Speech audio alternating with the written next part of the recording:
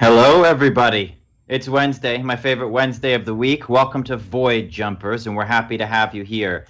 It's a day after the election, and we're going to still play this game, but I got cooler people than me to talk about that stuff, so let's just bring them out. Bring them out, bring them out. Bring them out, bring them out. We are one mind tonight, you and I. I was just singing that. I wish I knew the other words, though. I don't know any of the other Bring them out, bring them out. Something. Bring them out. It's hard to talk with the barrel in your mouth. That's just a strange pronunciation of barrel. It's hard to talk with the barrel in your mouth. Oh. Okay. Mm-hmm. I did not know that's what that sounds a lot more disturbing to me now. Mm-hmm. Well, anyway, big things are happening. Miss Miller? Big things are happening. I am mostly functional. So apologies, everyone, if I lose my train of thought several times tonight. It's been many days in a row of very little sleep. And I will say I'm having a lot of feelings about the election right now, but I'll start with saying things are looking good in terms of both a popular vote victory and an electoral college victory for Biden. The process is going the way it should. I mean, other than the sitting president demanding that the counting of valid votes be stopped, the actual counting of the ballots is going the way that it should and seems to be running relatively smoothly. And for the most part, while there have definitely been isolated circumstances of disenfranchisement, voter suppression, ballots not being counted correctly, that they are the unfortunate normal errors that we expect, and that there have not been wide-scale reports of either massive voter disenfranchisement, besides the ones that have already been conducted through voter purges and making it so that felons can't vote and can't get their rights restored. So things are going the way that the process is proceeding the way it should. But I find myself both angry and disappointed that there was not a stronger repudiation of the rampant racism, sexism, xenophobia that have characterized this administration. So if you are having some of those same feelings, I totally understand them. I certainly am familiar enough with this country and its history that I did not have the expectation of a giant blue wave yesterday. But that I certainly had that hope. So I think where I am at is that we are going to have a Biden administration one way or another. Hopefully that process will be smooth and will not be something that requires further direct action in the streets. But that is, at the same time, that is still something that we need to be aware of and paying attention to. But that we are going into an administration where there will be a very conservative Supreme Court and a divided Senate. And so while it's great to take like a little sigh of relief and be like, okay, at least like Cheeto Man will be gone, there is still so much work to be done to make sure that we are actually protecting each other and our communities and fighting for the change that we want to see. So I'm encouraging everybody who's feeling good about the election, like, take that big, deep breath, find some peace, spend some time away from refreshing the results. But that they're, at least for myself, I have come away from this last 4 years feeling the need to be more involved in making the changes that I want to see in the world. And I hope you all are feeling the same way. I feel like you've been rattling on for a while, but I have some, as always, I have some concrete actions and things that you can do. So one of the things that we're focusing on right now is there's a process called Ballot Curing. That's CURING, where folks whose ballots were rejected, usually because they were either missing a signature or there was some question about whether or not the signature matched the one on the voter's file. There's a process called Ballot Curing, where folks whose ballots have been rejected have the opportunity to correct those rejections. And so what some organizations are doing, the Democratic parties in a few states, are getting lists of these voters whose ballots have been rejected and calling them and following up with them to make sure that they can go through the process to get those ballots fixed. So what you can do is actually be part of a phone bank to call these voters themselves and say, hey, your ballot was rejected. Here are the steps. Like, let me walk you through it and talk you through how to get your ballot fixed. And for many of those voters, they will hopefully be able to fix it on the spot. And I apologize for putting you on the spot, Connor, a little bit, but I think you were able to do a session of that today. Is that correct? Yes, I was not expecting to be called upon, so I did put not a see dinner that you roll had your into my mouth. full. I apologize. What was the question? Well, I'm talking about the process of ballot curing and how you call voters, and it's Yes. my impression that you were It's doing that earlier today. Extraordinarily welcoming and simple.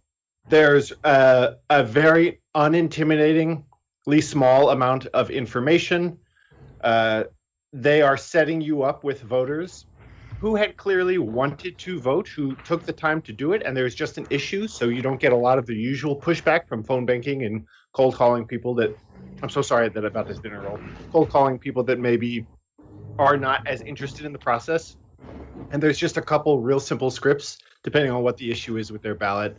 You're just giving them some information, or in some cases, notifying them. The counties are not always able to get in touch with people to let them know that their ballot was rejected. So in some cases, you are the person saying, hey, just so you know, your vote didn't count, and it seems like you wanted it to because you went through the trouble of voting. So yeah, great, easy, simple. I did it in North Carolina and Georgia. I know that Trin did it in Nevada. I think that's where that's happening right now. It's happening in more places, but those are just the three of that I know that have set it up so that kind of anybody who's able to get involved can get involved. Yeah, we'll drop. I'll look for the link to that while in a downtime, and I'll throw it in the chat. Excuse you, I'm already doing that. So sorry.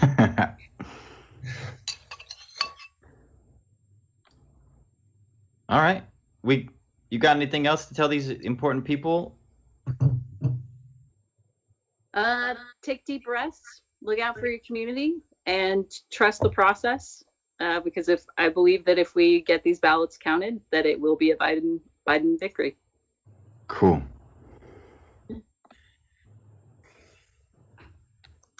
And in the meantime, yeah, as we're waiting on the game, we're gonna slay some monsters. If you don't get slayed by them, yes. I didn't know if maybe this was the hot yoga episode that you'd come up with, where we all just found a little spa and Were we all just relaxed? Yeah, relaxed. That'd be so great. I don't know about you guys, but my experiences with hot yoga have not been very relaxing. No, it's not. I did it for 4 years. Kind of the opposite of that. It's dope. Okay, I know love we it, had just but it's not moved on relaxing. from ballots, but I'm seeing someone talk in chat about how their ballot was rejected, which raised a good point that I meant to bring up, which is counties aren't always great about notifying you if there is a problem with your ballot, especially if they're only sending it through the mail.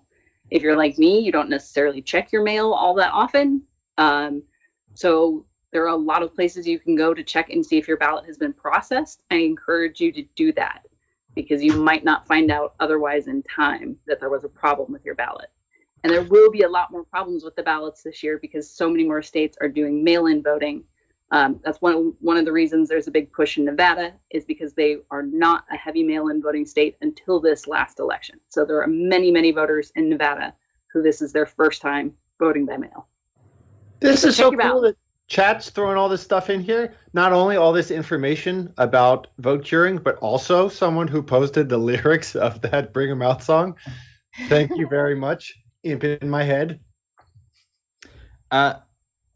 Look, I gotta get a charging cord for my computer. So Lisa, will you please give our Halloween announcements and buy me like 30 seconds Yes. before we get started? I'll be back. Okay, so our Halloween episode was amazing. You guys were amazing. We raised so much money that we're going to be able to donate to Pavlov It's a charity that works with kids with cancer, bringing them the arts. I'm so excited. Thank you guys so much. We also gave Wags the ability to name a character because you pushed us over our $250 threshold. So we have a special character that's going to be coming sometime soon that Wags has given us a very special name. So that's coming down the pipeline. And then the winners of our first ever Void Jumpers Halloween contest. Our first place winner is Merkworky. Yay! She will be winning a Steam key. I will be getting in touch with you to be able to transfer the Steam key over to you. And then our second place winner that will be receiving some very cool dice is Rob McClellan. I think that's his last name. It's Rob. We all know who we're talking about. It's Rob. No It's offense. Rob. Yeah. It's Rob, dude. It's fucking Rob. You know? It's fucking Rob. Fucking Rob. You guys' Hey, Rob. costumes knocked our socks off. So congratulations. I will be in touch in the Discord to get you guys your prizes. And that's, I think, it. Was that enough time? Yes, I'm Okay. charged up. All right. Cool. Let's start void jumping. Before we begin, I find that it's easiest, Mark, if you just want to let our replay roll.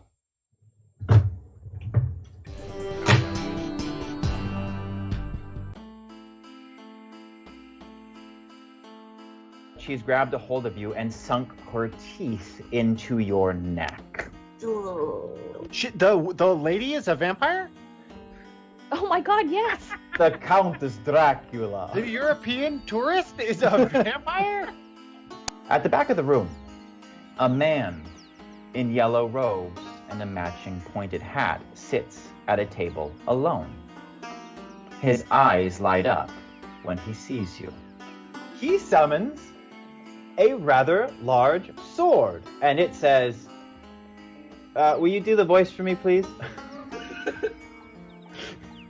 Oh no, not that sword.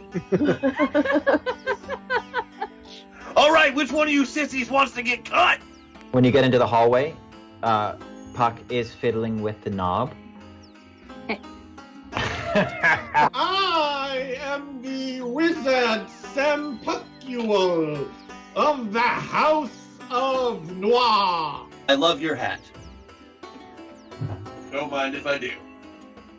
Boom! What I've longed for this whole time is companionship. So if you'll accept it, I suppose I'll say, fuck you and fuck your mother! Scrawled in what looks like blood, there is a message. It reads, 10 tests await those who might cheat death. Enter if you dare.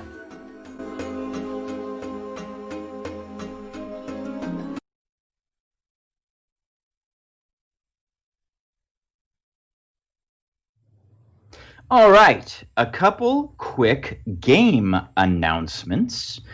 Bryn, let us not forget that you have contracted vampirism.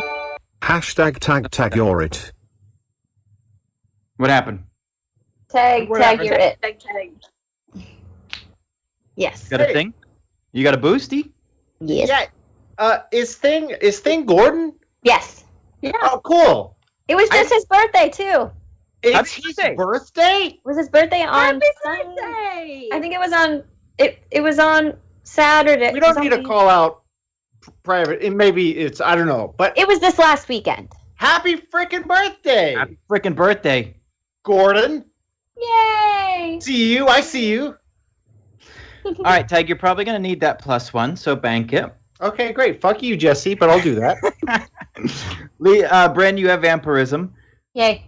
Secondly, Puck, the wizard, you leveled up, which I believe says on your character sheet that all of your spells refresh, and you also, I think all of your shit refreshes, like items, everything, all refreshes, and you get to choose one thing from the wizard list at the bottom. You know exactly what it would take. What are you taking? There's only one choice. There's only one choice. You offered me like knock and like a fancy hat, and then it's like fireball. I took fireball. Obviously, I took fireball. There's no like, oh, I don't know. What should we do? You're a third level wizard. You take fireball, or you take fly, and you fly over dudes, and you throw the fireball on them. That's what it is. That's Fair. Okay, there was one other spell that I thought maybe you were thinking about, but oh, okay, yeah. I could raise all those dead or something like that, or instead, I could hit all those dead with a fireball, and then there you go. I approve.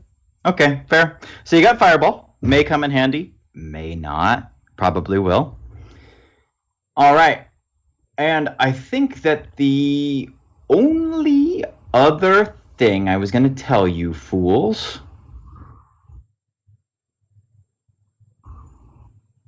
I had it. It was going to be something mean. It was going to be an insult, right? It's gonna be me. Probably good. Let it be known for the record that when that recap video was playing, Jesse called all of us shitbirds, except for Trin. Yep. And except And for Mark. Me? Yep. No, that's it. That's the end of the recap. So, That's oh yeah, pretty good. I know that you guys already talked about it. Everybody donated a bunch of cool stuff. Some of those things were like monsters that got summoned in. Anyways, non sequitur, let's jump into the game. A blood-curdling howl echoes throughout the house, striking fear into your heart. Everyone roll act under pressure. Which of our bonuses do we have that now? It's gonna be Dex. Dex. Oh God, 7. I think I'm going to roll good tonight. I just got that feeling. Oh boy. Oh yeah, Yeah, okay. yeah. I'm starting the experience train early. That's Let's just step through this. Did anybody get? You got another experience point? Did oh, anybody roll a complete success? Okay. Did anybody roll a mixed success? Yes. Those of you who rolled a mixed success, you are consumed by fear. Your number one priority is to save yourself. And those of you who rolled a failure, you have the sudden and irresistible urge to flee as a hunched figure emerges from the darkness. What remains of a servant's uniform hangs off its massive hairy limbs. The beast's eyes glow red. Saliva drips from its snout. Its lips curl to reveal sharp canine teeth. The wolf person bounds towards your party. We're just going to go in initiative in the way that you're right on my screen. And so we'll be starting with Puck the Wizard. Puck lifts himself up into the air, feet scrambling in a cloud of smoke, and runs in the opposite direction away from it, saying something along the lines, trying to inspire his friends as he flees, something along the lines of... Glad to get into roll this act under show. I pressure. don't want to be spoiled for this episode, so I will cover my eyes and ears and watch once I am caught up, but wanted to wish you well tonight. Good luck. Hey! Hey! Oh, that was thanks, a sketch Sketch. song. Who is that? Sketch song. Thanks, Sketch. Cool. Thank you so Super much. sweet. Yay. Someone in Discord abbreviated sketch song to sketch, so I'm acting like I'm cool and in with it, and just being like, "Yeah, sketch. What's up? What's up?" Or maybe sketch song is better. I don't know. Did you want me to roll an additional act under pressure? Yes, that first one was just to see how you guys handled the fear. Oh, okay. Well, this is much better, and I got all the way up to 7 on this one. Okay. You have trouble because you trip over your robes a little bit in your flailing wheels. You don't get far away, but you are just passing past the party and making your way. You remember you're in a big underground cathedral. You can barely see out past the shadow, which is very dark. There's an altar next to you that's been covered in some blood, and there are candles everywhere. And you see Puck running away towards the darkness. Bryn, the barbarian.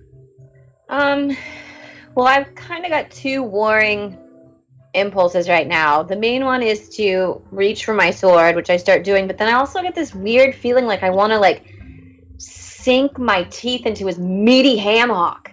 And I I'm like, and then I'm like, wait, what? I don't bite animals. And I just kind of shake it off. I'm like, that's bizarre. So I grab my big ass buster sword and I'm going to charge him and I'm going to try to take out one of his legs.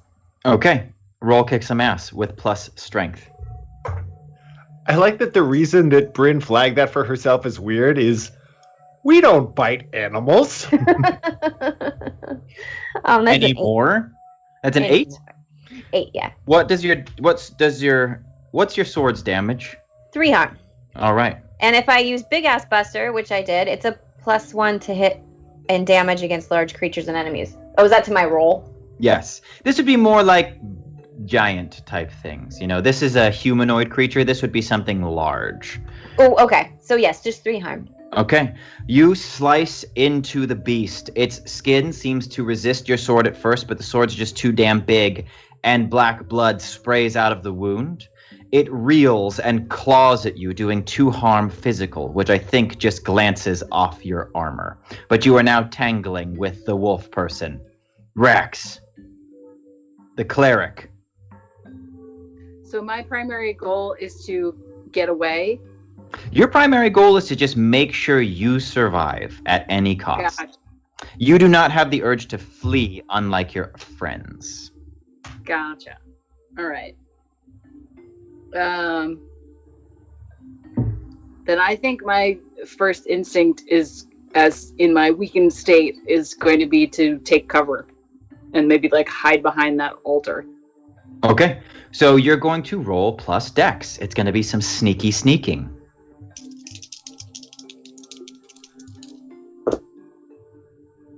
That was a 9. Okay, you successfully hide, but you don't think that you'll remain hidden for long. You will probably just be hidden up through the next turn. Is there anything else you want to do before it passes on? All right. The cleric is hidden, which brings us to Tag the Rogue. Oh, jeez. Okay.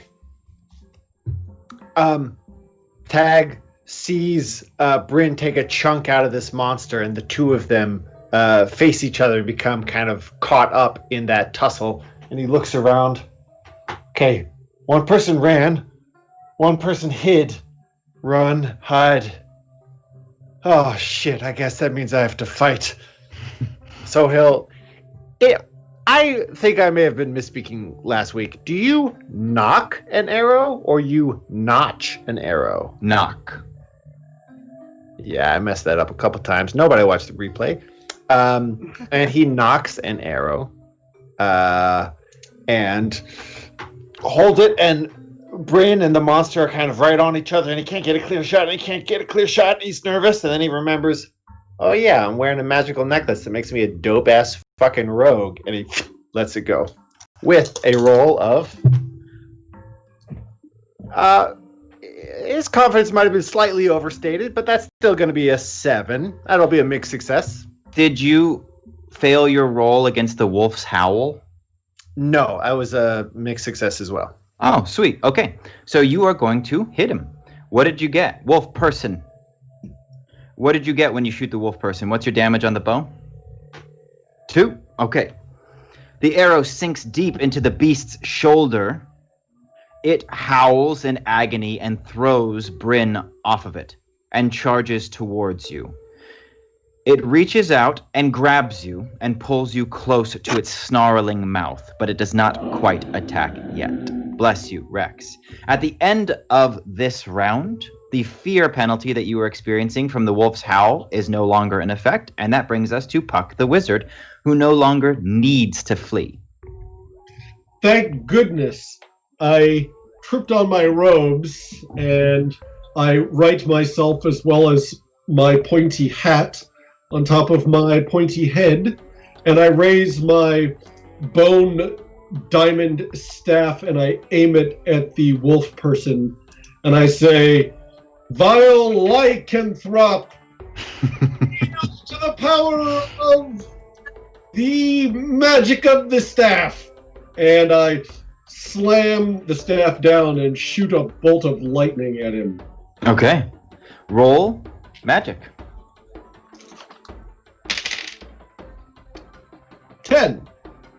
That is a full success. Your spell does something extra cool. Am I correct? Lightning bolt. I think it just singes his fur. Some maybe gives him that wet dog smell. Right. Yes. If he's blighted, it does extra damage. Okay. Or maybe if it's blighted, it does less damage. Yeah. If he's blighted, it does less damage. They are not blighted, so Okay. you do 3 harm, which sends the wolf shaking. And you can see in a black and white flash around its body as its skeleton becomes clear in and out as it... Tag's cloak protects him. The grip merely tightens around his arms, but then the wolf creature falls backwards, fried, and turns to dust. And you have successfully defeated the wolf person without anybody catching lycanthropy. Oh, I was hoping Hey. Bryn would get the double whammy. No, but I do wipe the Do blood they off my cancel face. each other out? I wipe the blood off my face and I lick it. And I'm like, not bad. Okay. Does anybody see that? You Should can we- decide for yourself. Yeah, Rex absolutely does.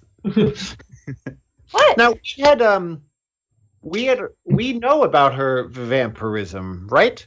Yeah, How did you find out about it? At the very least, you know that she was bitten by a vampire, and Puck did a kind of magical investigation of it, realizing it was a curse that would manifest in 3 days, if not magically cured. So, wolf person, you really came out strong. You had a lot of good first half energy. We really thought that it was going to be a different outcome. What happened around the mid game? Look, I know my role, okay? I'm the opening fight, kind of the cold open for the episode. You're going to get the credits right after, so it's not going to be lasting. It's not going to be definitive, but hey, I came out. I made a splash, Shout out to all my wolf people. Ooh! But seriously, good luck with the episode, guys. It was a pleasure. Thanks for having me on. Hey, thank you very much. Wolf person, everybody. Ooh! And we cut back to the underground cathedral. So, at the end of the last episode, before the last summoned creature came out to fuck with you guys, you did see Summoner Capio flee into a pit that's behind this altar. It is bottomless for all that you can see, and in a ring around the pit's edge, scrawled in what looks like blood, there is a message. And as you read it, 10 tests await those who might cheat death. Enter if you dare. The air around you gets very cold. And there is a rustling of wind. And then, floating above the pit before you, is a spectral being. They appear to be a ghost, wearing the ethereal version of a summoner's robes. They look to be of a type of person who you would think is old-fashioned, somebody from a time before. And she is going to be named by Wags, the final perk from Halloween. Slakta, the ghost of an ancient summoner, Cool. says, "Well, hello. Welcome to the beginning of my tests. Are you here to cheat death?" I have a question. Did you sound like a ghost in real life and just carried it over, or is this is part of just being a ghost? It's an affectation. Oh, you're doing it. I'm so sorry. I didn't mean to. It's really good. It sounds great. Thank you. See that? Yeah. Well, wow.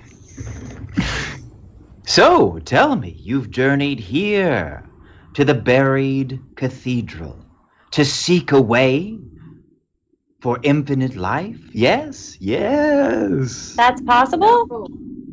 Hold on one sec. Powwow with the team. Hey Yeah. guys, what happened to the guy in yellow? Oh, he ditched us a while ago. Oh, I must. Yeah. have He skedaddled.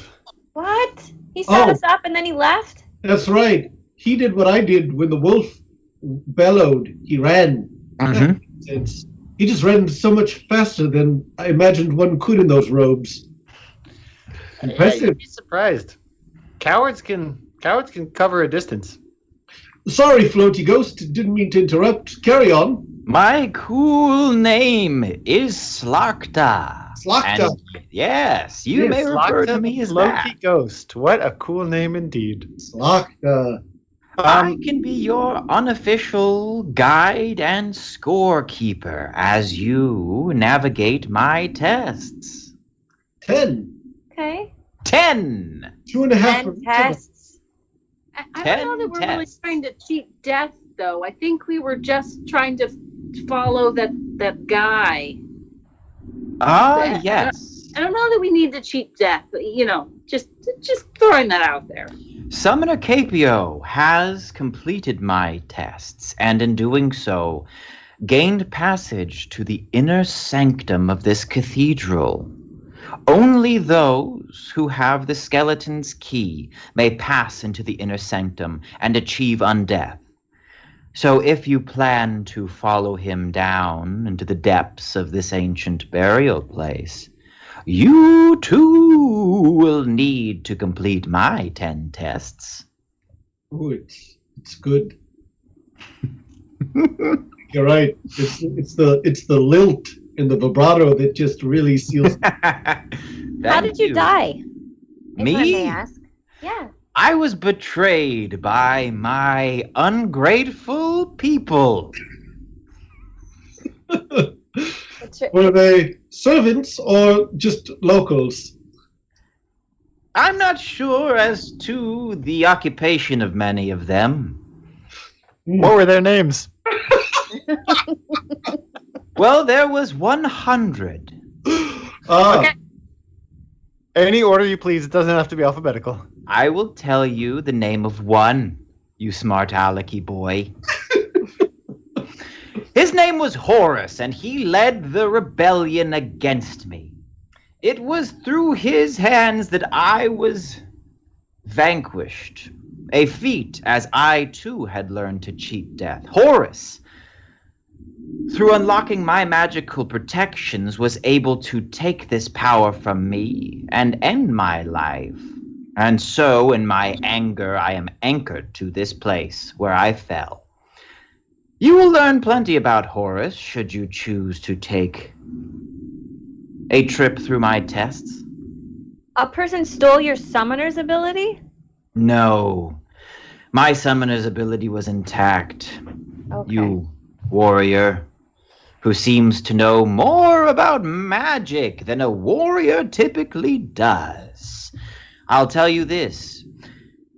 I had found my way towards unlocking some of the ancient arts of necromancy, a forbidden magic on many of the planets. It is a combination of several of the elements, an inversion, some would say. And with it, you can command death. Something I managed to do successfully. With these, I created wards and protections on myself, extending my life and protecting me from death.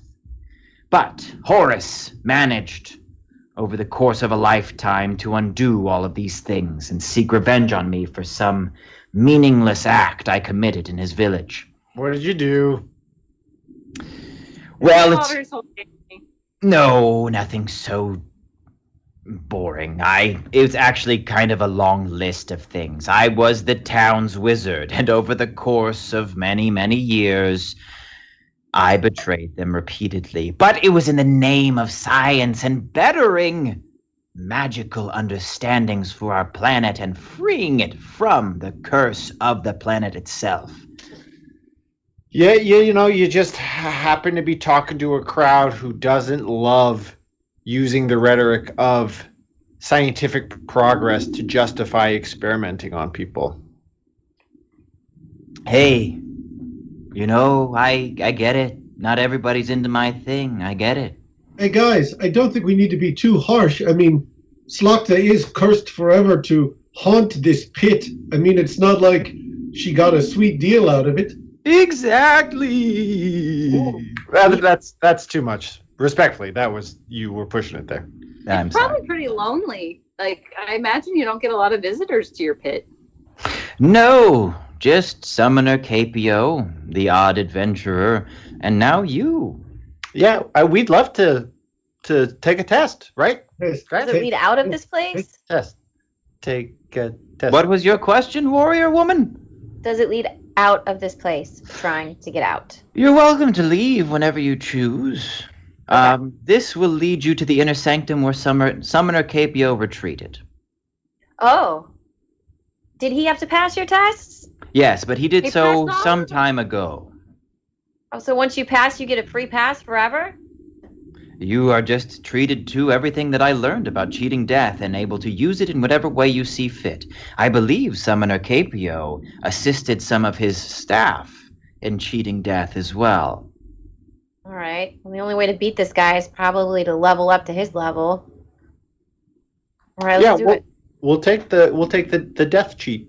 The ghost claps her hands, and there is a swirl of transparent blue energy, and it ripples over to the side of the pit. And when smoke clears, you can see that there is now a spectral merchant's stall. And she walks over, pulls a string, and a little paper opens, and you see that it says Slokta's Ghost Market. Ooh. Slokta says, okay, so here's the deal. There are 10 tests. You may return here after each one to prepare for the next journey. I offer an array of goods, which has been provided for you at the bottom of your character sheets. I only accept gold. You may purchase these items and take them into each of the tests. But it's up to you when and how you use them. Some of the items will allow you to return to me during a mission and shop, and will send you right back. They're called Merchant Scrolls. They create a two-way portal, which exists just long enough for you to make some purchases and get back into the action. The others heal health, recharge items, grant you supplies, or even give you some of your spells back. Hey, Slokta, I'm just curious. Aside from what's happening to my voice, do you do any sort of like bulk sales? Because it seems like, I don't want to critique your pricing, but it seems like perhaps you're not aware of some of the other current market value of certain. Anyway, what's the order, guys?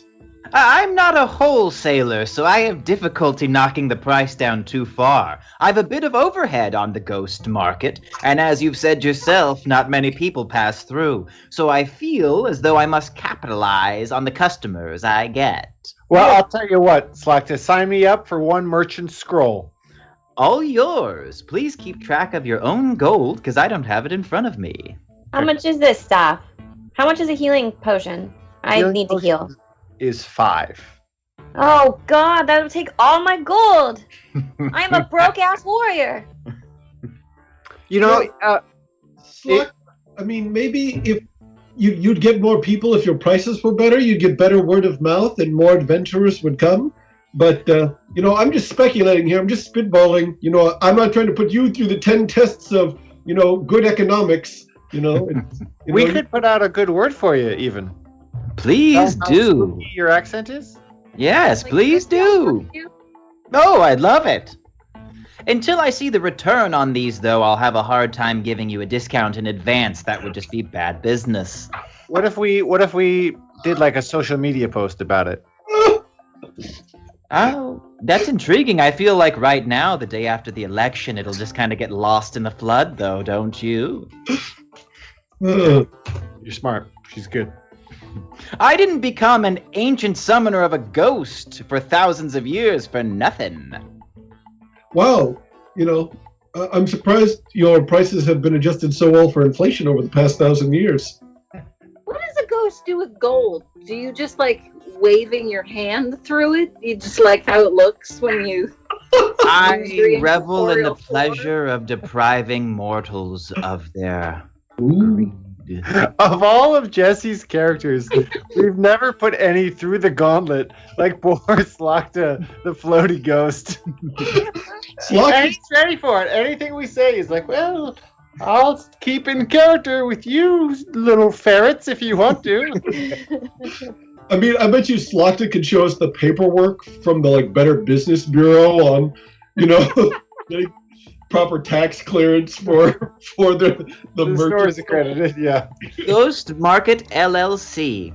Now listen here. I will do you one favor since you seem to be begging for 1,000. Here's what we'll do. I will introduce you to the basics of the first test, and perhaps, with what I describe to you, it will inform you on how you decide to spend your gold. Know this, you will have opportunities to find more gold within these tests. You are also equipped with a variety of abilities and spells that will do everything here just as well as the items will. So I wouldn't worry too much. You do seem capable. But an introduction. Slakta claps her ghostly hands again. And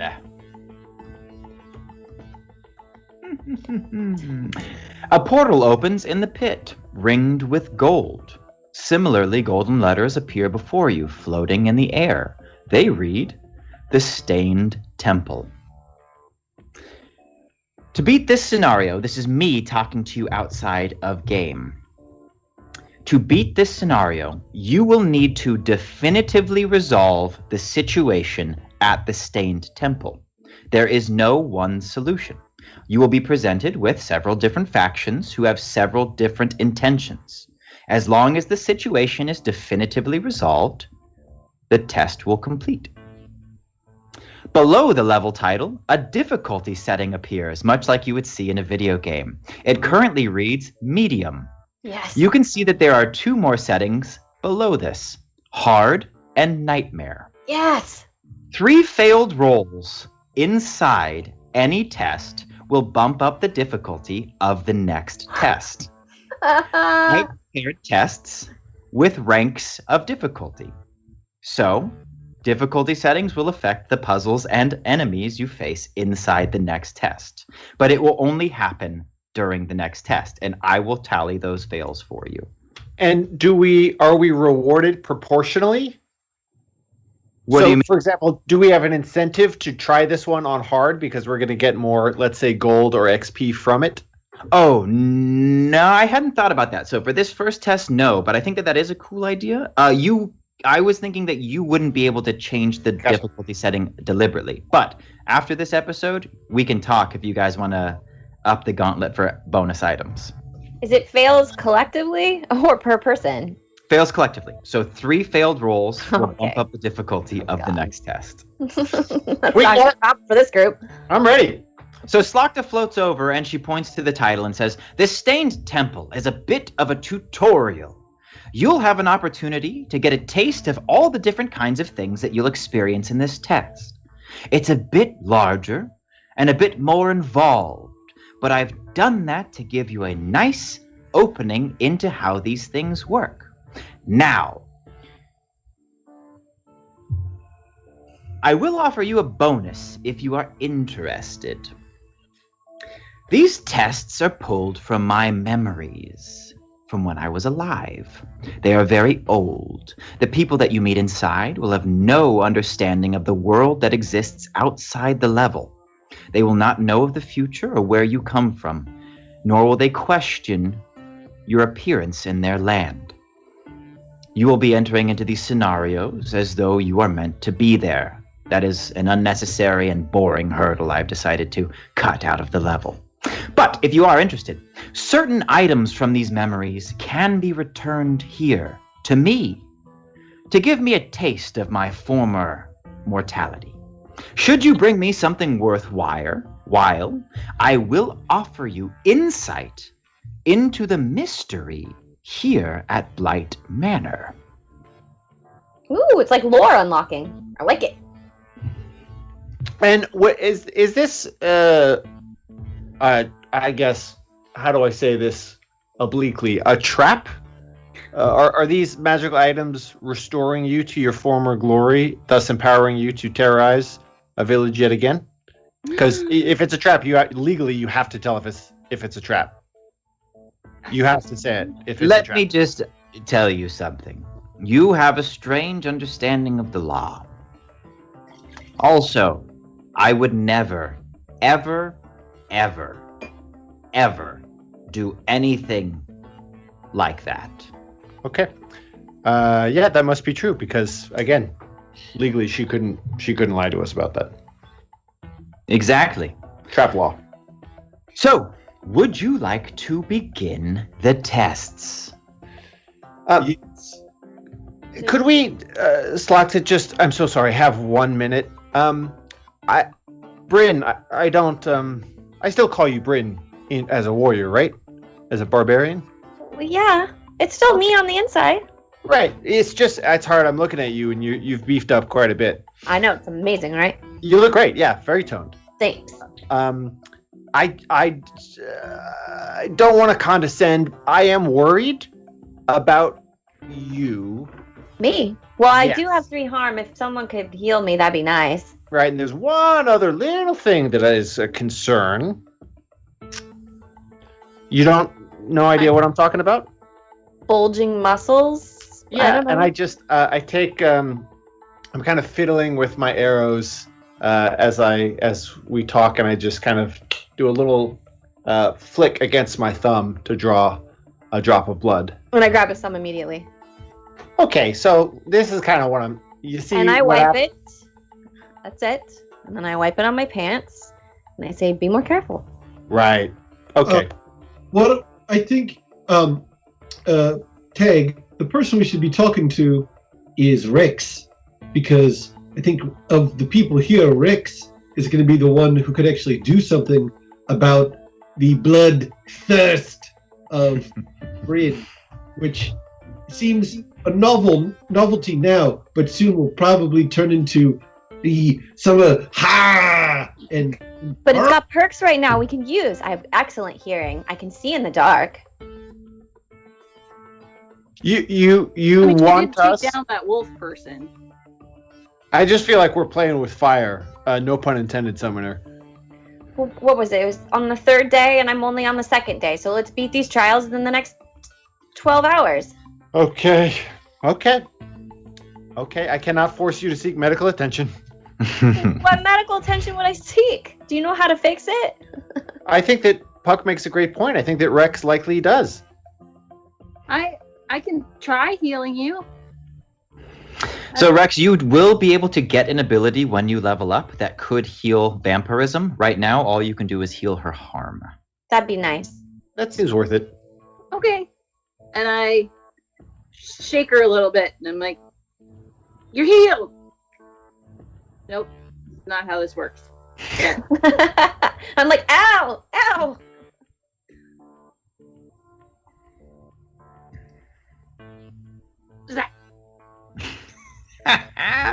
Roll plus magic.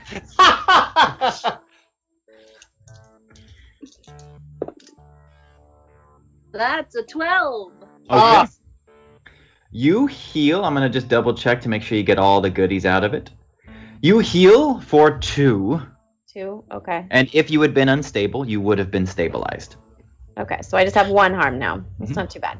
Slocta floats over and says, okay, as I said, the first test will be a tutorial. You will get a chance to employ many different tactics. Combat, espionage, Brains. diplomacy, whatever you want.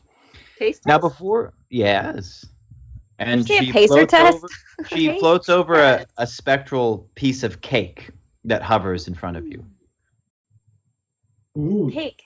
I love Do you cake. do anything? it just probably doesn't have any calories. It's just floating there. It's like it looks like German chocolate cake, like very rich, tasty, like perfect frosting. Never had ghost cake. I eat it. It turns into nothing, because it's a ghost cake. In your face, wizard boy. That was for the cleric, but I'll take it where I can get it. Oh, So- well, I can't taste anything anyway, so joke's on you. It tastes the same. Oh, that does lessen it a bit. So, Take all that. you have to do to enter this test is step into the portal.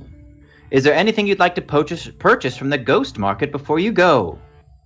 Where's the list? Is it hiding somewhere? At the 10 minutes. bottom of the paper sheets, the way bottom. Oh. I feel like recharging my spells might be a good idea since I'm out now. A spell crystal for you? Yeah, or whatever my scroll thing is. You're all out of spells? Yeah, because I used another one to do something. Okay, if you Shield. buy I used shield earlier. if you buy a spell crystal, you will be able to recharge 2 of your spells. Well, I only have 2, so. How There far are you you from a level up? I mean, Not very close. okay. You got to get like me and Tag, just throwing out 4s and 5s on a daily. Which I think we're not trying to do anymore on account of the whole difficulty slider thing. No, Just no, it's more interesting if everything goes nightmare, nightmare, nightmare, nightmare. Okay. That's true. If we get to nightmare as quick as we can, Slack has really lost her one threat on us failing rolls. Oh, and the counter will reset. So if you get 3 rolls here, the next mission would be on hard, and then after that mission, it would go back to normal. The rolls in that mission would determine the next. So the counter will reset. Even if you're on nightmare, it resets to normal, and then you can crank it back up. Easy. Easy. Yeah. I'll Um, recharge my 2 spells. I'll spend 10 gold. There you go. Any other items that catch your eye? I can't find the list, so I'm good. Okay. It's locked in the store. It's at the bottom of the document. But I printed out my sheet, so I don't know where the documents are. There's health potions for 5 gold. Charge kits, which turn the charges on your item for 10 gold. Spell crystals, which recharge 2 spells for 10 gold. Supplies, which you can expend for +1 when adventuring. So if you were going to try and cross a valley and you wanted to have a better roll, you could say, I'll expend 1 supply to get rope. And that would give you a +1, and you can use that 3 times. That costs 5 gold. There's antitoxin to cure something called blight sickness, but I highly doubt you're going to come across anything like that. I'm immune to that, so I'm cool. And a merchant scroll, which will bring you back here to your favorite new NPC ghost in between the missions. Nice. Which I just purchased one of. Yes. I would like a supply. Okay. I will give 3 you all gold. my gold. 5 gold, sorry. Yep, that's all I have. Here you go. Okay. All right, are you ready to enter the first test? Yeah. Okay, you guys step up to the portal. It rings the pit, so you'll be jumping in a sense. Tag tries to initiate, like everybody hold hands, like we're all going to jump into the pool at the same time. That's your guys' call. Just tell me if you... Okay. I'll try not to squish your hands. I hold very Yeah. gently. My skinny hands are ready for yours.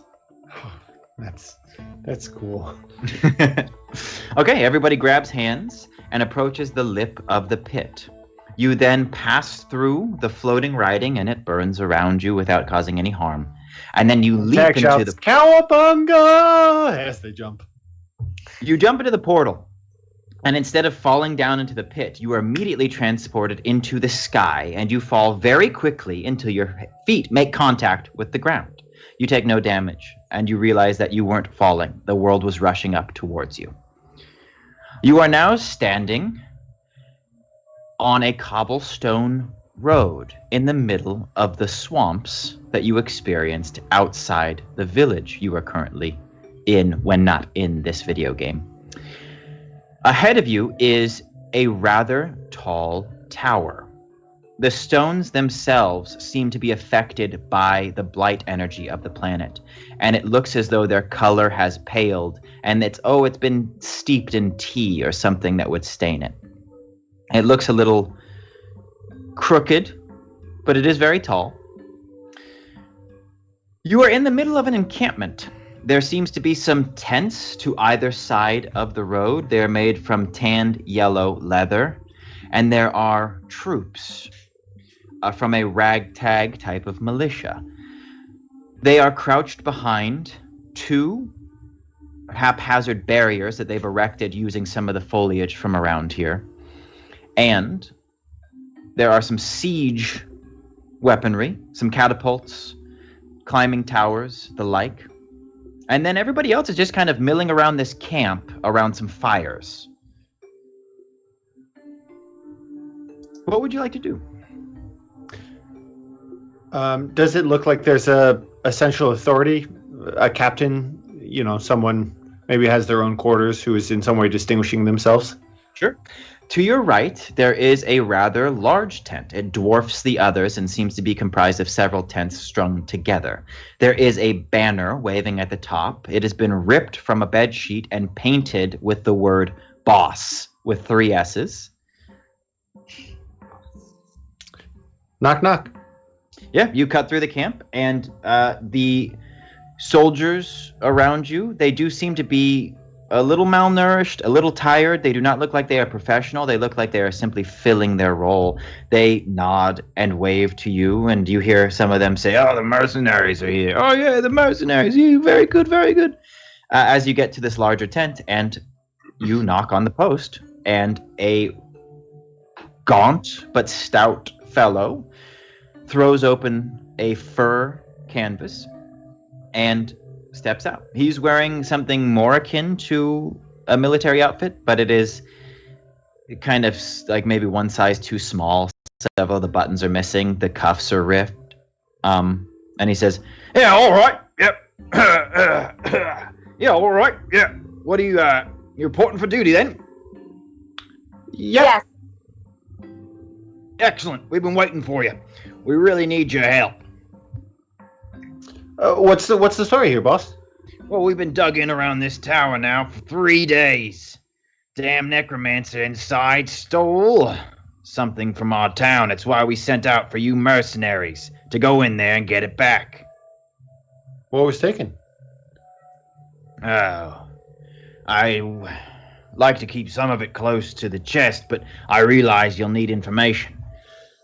It's a relic. This group here, you might have realized they're not really soldiers. They're, we're just neighbors, really. We're in a village on the other side of that hill. And this necromancer, he stole the Stone of Forgiveness. It's a cherished item that's been protecting our village for generations. Sounds very serious. Well, indeed it is, madam. Yeah, sorry that happened. Does this Stone of Forgiveness, does it have any magical properties, or is it more of a cultural artifact? It absolutely has magical properties. It's very lucky. I say if you have the Stone of Forgiveness, nothing's gonna get you down. It's how we, well, I'll tell you this. Since it's been missing, half our crops have gone to blight. I gotta say, I'm surprised by the name. That's not what I expected to hear you say about a Stone of Forgiveness. Do you know anything about that? No. It's okay. just, my generation of folk, those you see here scattered here to try and get it back, we didn't have anything to do with its naming. Sure. Okay. Well, have you gathered any intel about defenses in the tower, why it was stolen? I know it seems like we're just mercenaries hired to do a job, but anything you can tell us would be very helpful in our ability to infiltrate the tower and get your stone back. Sure. Roll read a bad situation. This is not in regards to the person you're speaking to, but the tower itself. 13. Cool. You got to ask me 3 questions. I would like to know what is the best way in? He says, So, at the end of this road here, you can see there's a drawbridge. That's been up.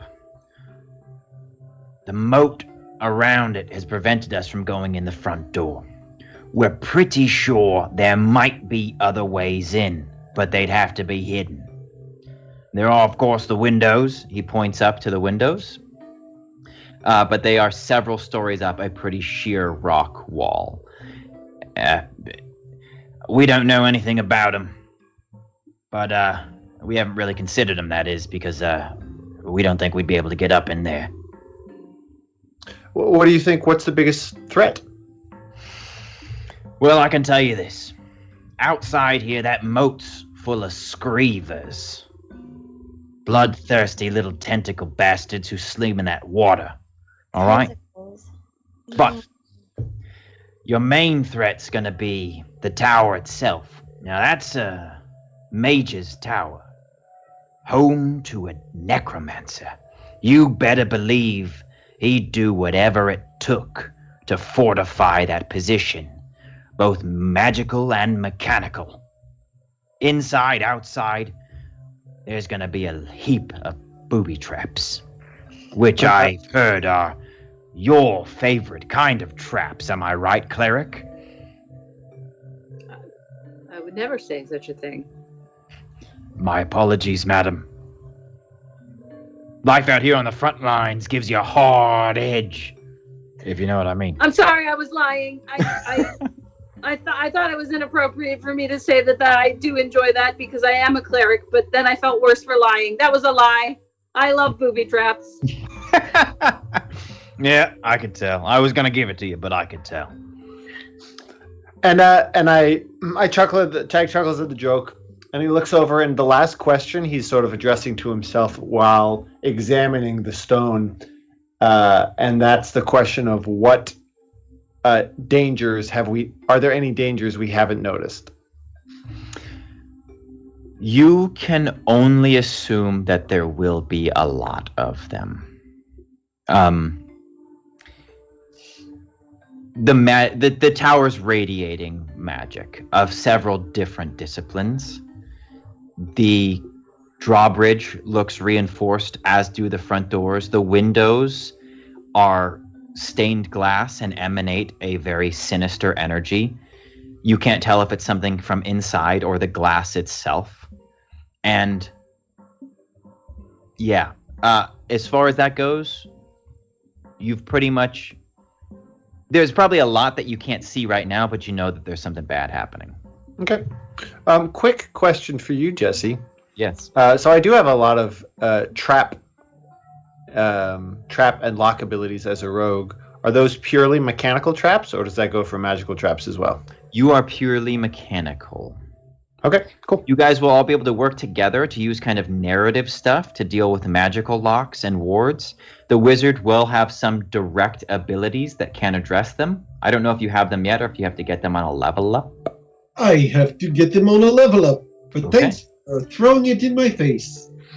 Dispel will be a good thing to use. Sculpt matter and knock are going to be two of the other things you could use. Great, I'll rack up my fails nice and quick.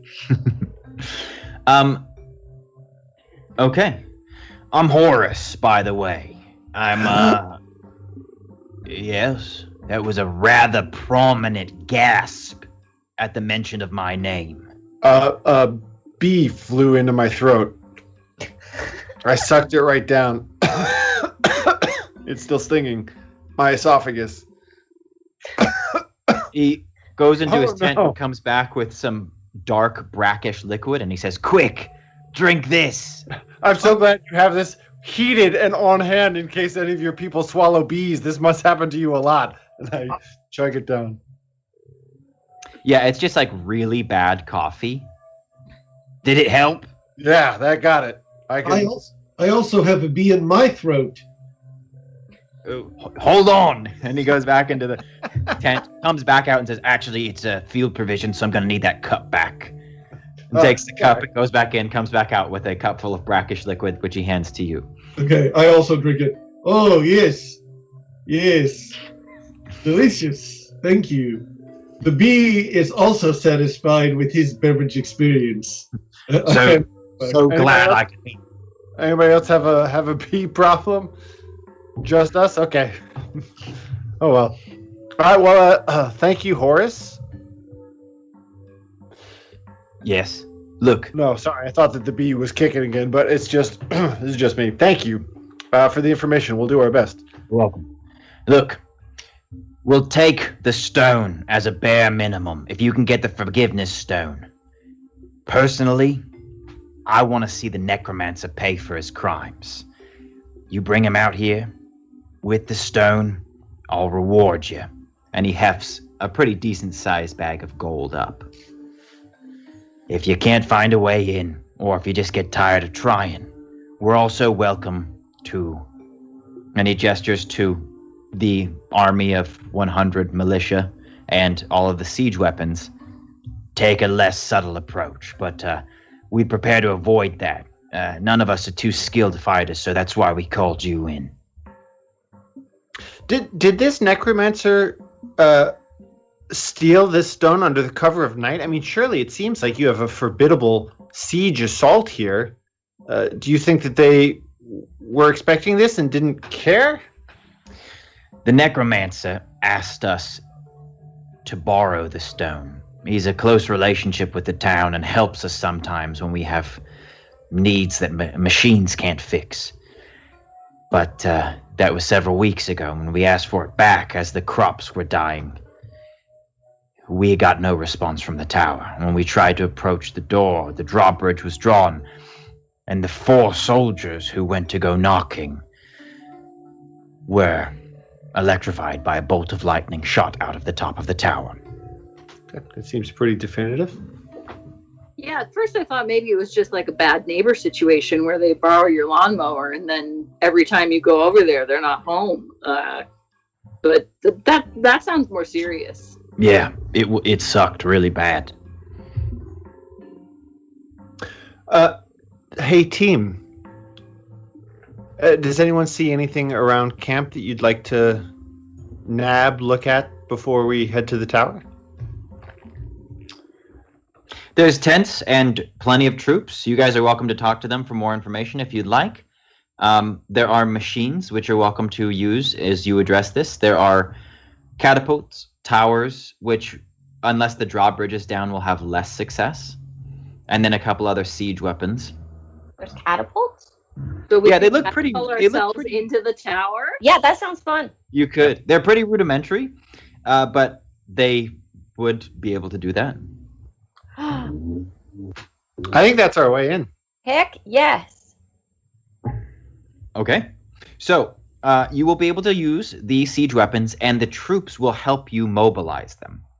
You can get them up to the edge of the moat, but then you will need to make rolls on how well you will be able to launch yourself, and also where you want to. Are you looking for a window, or are you looking for the roof? Puck? You know, I don't really want to naysay what you're doing here. I appreciate your ingenuity and your craftiness, but perhaps based off of physics and, you know, the general mortality of people in general, perhaps launching us out of a, you know, miniature trebuchet into a stone building is what is the word? Exciting? Yes, very exciting. I can put you in like a sling, like a baby sling or something, so I can hold on to you so you don't get injured. Me? Aren't Yeah, do you the want to tiny be put one? into a baby sling? Yeah, do you want to be put in a fucking baby sling? Oh, this got exciting.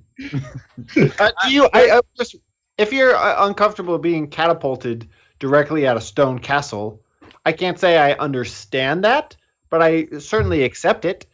Puck looks at Tag strangely, already seated in the cup of one of the catapults. It's like, Yeah, if they're, I'm open to, you know, you got your eyes on a different method of entry? oh no, I just wanted to be first. Oh yeah, Well, hop I on. thought you should be first. Oh, okay. Unless So, unless you've got a plan, I was thinking maybe I could go first because I've got this really cool shield that I can bash through stuff, or we got this real strong lady over here. Yeah, it's not going to do any damage to me. I can catch people. Okay, then. Oh, if that's the case, maybe if she doesn't take damage from doing such a thing, we just throw her over, and then she could just open the drawbridge. Okay, yeah. So you guys want to just... So when you approach the tower, first of all, it does strike a chord in your memory. And you can see that this is actually the tower where you would have, however many centuries later, found the ruins where your necklaces and those chests were. The moat would have filled up with the swamp over time, but as you look out across this little area, you can see that there is just swamp as far as the eye can see, and the moat has been dug in, probably through magical methods. When you approach the edge of the lane, which kind of terminates at the moat, you peer down and you do see these bright pink, which it stands out very much in this landscape of like earth tones and rot. These two pink spines poking out of the water. And you're remembering that there was something called screevers in the moat. But you can see that the tower is probably 4 stories tall, with generous ceilings in each. But the way that the door and the subsequent windows are arranged, that's your estimate. You can tell, Rex, that if you set up a catapult not far from the edge of the moat and calibrated it just so, you would be able to launch yourself at the wall. It will require a roll to get through, but I believe with your shield, you are given a bonus on said roll, and you get something in the bank. So if you guys would like to do this catapult adventure, it's going to be a Rex first, and then you're thinking about letting the door and drawbridge down from inside? Cool. Good dude. Unless everybody else wants to catapult too, because it's just fun. The troops can help you set this up. It'll take just a couple minutes. Is there anything else you want to do in the town before you just get underway? Or it's not a town, it's a little village. Not for tag. Okay. Is there any raw meat? Yeah, there is actually heaps of it, and it's all scattered around the fire being waiting to be put on a spit. I'm going to sneak some in my pocket. You didn't even have to sneak it. They just give it to you as rations. Cool. So you now have raw meat in your pockets. Thanks. Don't forget, because that's weird. Yeah, definitely bet that won't attract the attention of whatever these screevers are. Hey, Tag, maybe you could put your face in and say hi. Tag thinks about it. He wonders, say hi. Maybe the screevers are a more sociable creature than I thought. And he starts to walk over, and he just happens to hear a snicker from Puck, and you were joshing me. No. You were getting my goat. No, you like talking to aquatic predators. Yeah, but it didn't go well Okay. No. Yeah, I see the other shit. Tag learns. You can't fool Tag more than 4 or 5 times. Ooh, thrifty. Okay, so the catapult is rolled into position and calibrated. They're taking care of it for you. They've been practicing. You can see that there are several places out in the swamps where there are stacks of large rocks that they've been using to kind of practice their aim. You get the impression that they haven't used any of these siege weapons yet because they're just waiting out the wizard. Most of his food, water, etc. comes from their village, and that is the exchange. They help him survive if he helps them survive. And so they're just waiting him out, but it's been a bit longer than they wanted. And if your mission doesn't work, they are going to start using these siege weapons. But they place this thing in front of the tower, and one of them says, "All right, you're welcome to climb into this little cloth baby sling, and we'll shoot you right at the wall," which I got to say is pretty fucking crazy.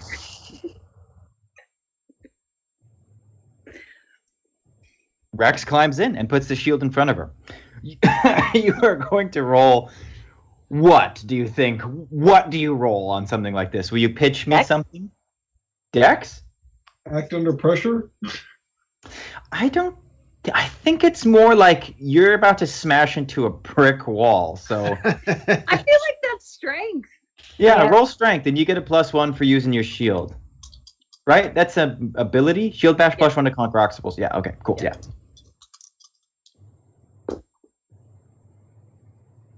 That's a 15. What the heckle and jackal? So there's a very taut line attached to the baby sling that Rex is currently sitting cross-legged in with her shield in front of her face, peeking over. And this I feel very embarrassed for being so scared earlier, and I have to do this in order to prove that I'm not afraid. You're like baby Yoda right now. the militiaman approaches, says one more time, "Seriously, this is fucking crazy," and then hits the rope with a small hand axe.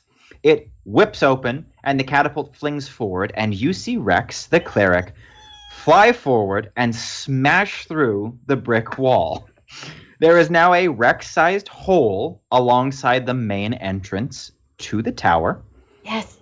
and we will cut inside as Rex explodes into a rather large entryway. I got a little second document here. A rather large entryway. There is a grand staircase which curls up both sides of the wall and culminates in a door at the top opposite you. There is an alcove underneath the stairs with a large mural of what you would imagine would be Slakta as a human. A rather imposing, tall, lanky, gaunt female necromancer.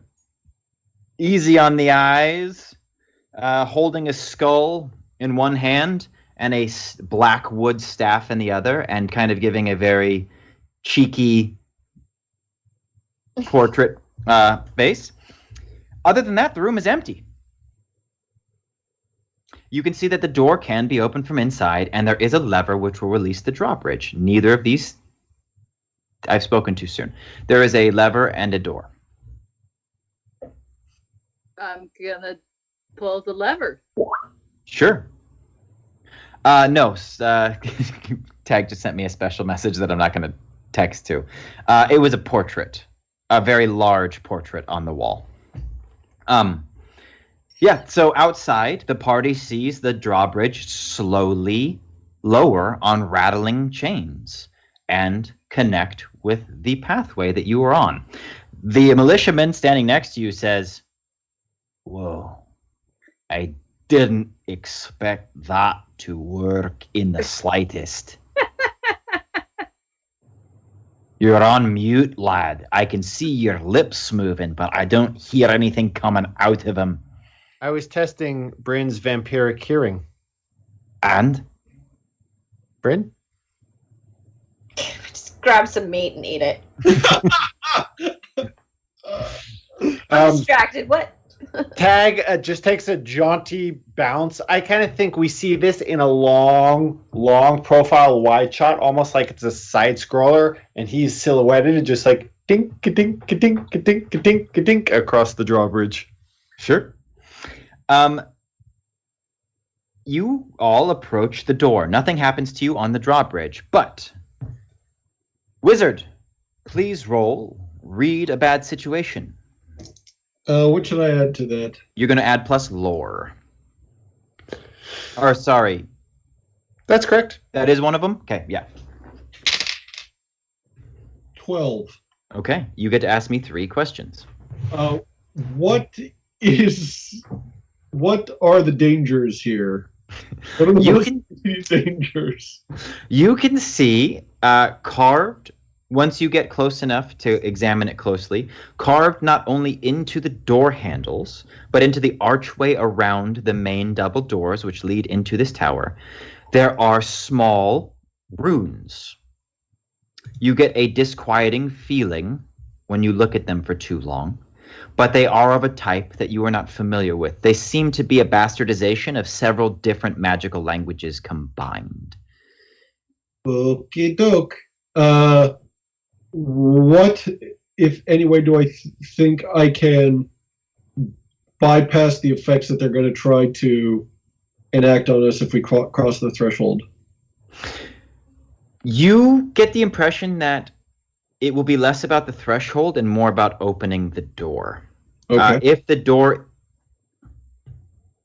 This is your first trap. We'll just say it, all right? We'll just get it out there, okay? You've discovered your first trap. This seems to be magically warded in a way that will trigger if the lock is incorrectly picked. Some magic is tied to magical effects. Some locks are just mechanical. There will be certain instances in which a mechanical trap triggers a magical effect. Is there... Sorry, go ahead.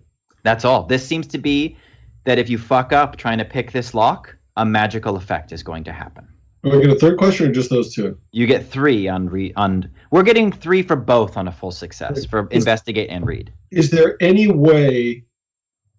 can I tell what the effect will be? I'm trying to figure out if there's any way to protect Tag while trying to pick the lock. Sure.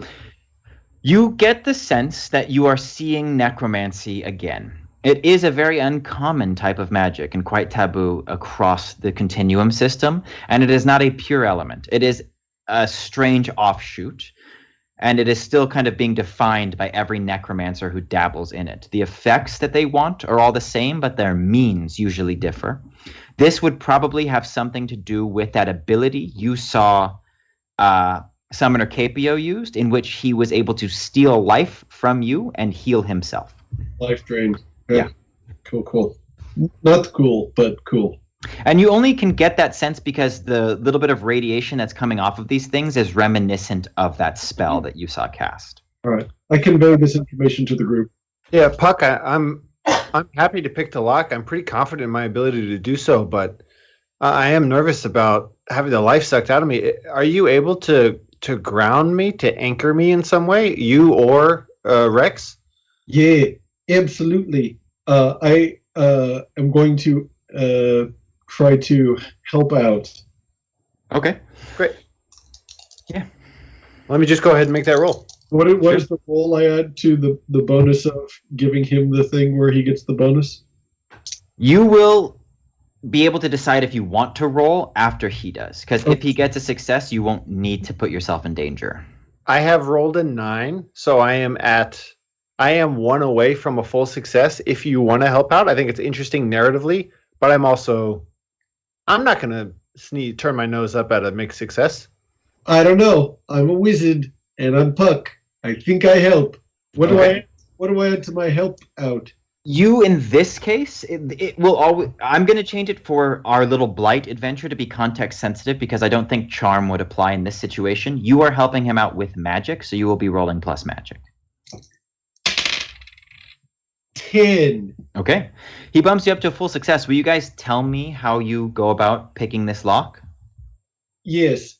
So as Tag is working on it, I watch the runes. And every time he starts to move in a way and the runes start to glow more, I just give him a little tap on the shoulder to say, oh, maybe twist the other way. And we try to work back and forth. It's an incredibly effective system. You would think that he and I have been playing jazz music together for years because our bodies we're just listening to each other. You know, we're in the flow zone. We get it. Okay. You, Bryn, watch this happen, and it is pretty fluid, and it's this silent communication that you see coming between Puck and Tag in a way that makes you, I think, slightly jealous because your telepathy has been disrupted while on this planet. And you see Tag so comfortably communicating silently with Puck.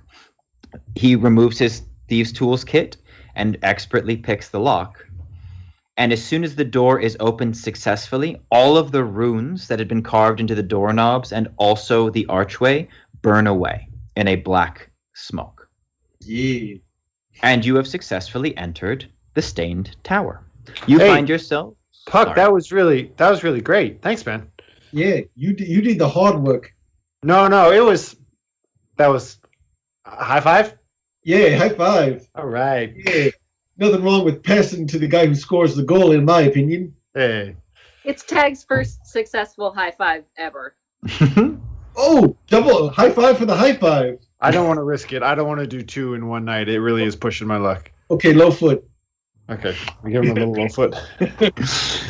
You all join Rex, who is standing, brushing off some rubble from her robes. She looks unscratched from exploding through the wall. There are some bricks scattered around, but otherwise you're in a very grand entranceway. You see the portrait that she did of Slakta posing, cheeky with her skull and black staff, and then these two beautiful staircases that curve up either side of this circular tower and meet above on a landing reminiscent of that sweet, sweet chateau fight scene from The Matrix Reloaded.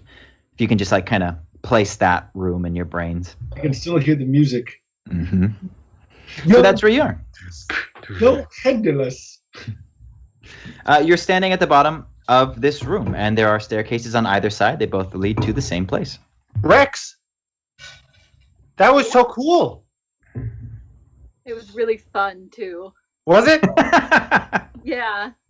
You look great. You were just a little ball of destructive power. I don't think I've been this small since I was 10 years old. It's actually kind of fun. Yeah, you've got this, you're denser. You've got that same energy, just you were just put in the washing machine and came up, shrunk. It was supposed to be a compliment. I'm really sorry. I used up all my charm on the cool high five. So from here on out, you will be traveling up the tower. Each room will present a unique challenge, and it will be up to you to decide how you go about it.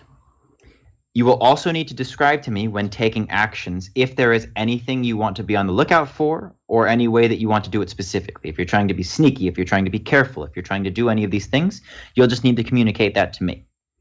Is there a good system, Jesse? Because I know that I've been in games before where I have been in the bad habit as the rogue of being like, and I, just saying like everything I do, and I'm like, and I'm checking for traps. And I think it's a little less interesting as a performed fiction. So do you have, my thought was like, I would find narrative moments to give a how to that. I know that you're not trying to trick us ever. Yeah, so just give me, if you ever think that you're going to be in a situation, and the traps can be in any form, you'll find, where you think that you're in danger, I think just telling me that you're going to be trying to do something carefully as the rogue will clue me in to, if there's a trap, I will give you the opportunity to read a bad situation. Well, I assume they're everywhere. They're not going to be a billion traps per. This is the tutorial level, so it's kind of like, the theme of the room. Okay, cool. Well, warriors first. Oh, what? Yeah, Sure. there's just, besides the portrait, there's just two stairways leading up to a top landing, and you can see a door there. Well, as a way of... Oh, I'm so sorry, Lisa. It's just tighty, righty, lefty, loosey. Let's go left. Let's go left. Okay. Let's go left. Tell me your marching order and how you're going up the stairs.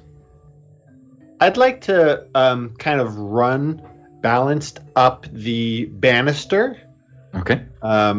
so that I might get a better view if there is anything sneaky on the staircase itself. Sure. In order to achieve this move, you're going to roll Act Under Pressure plus Dex.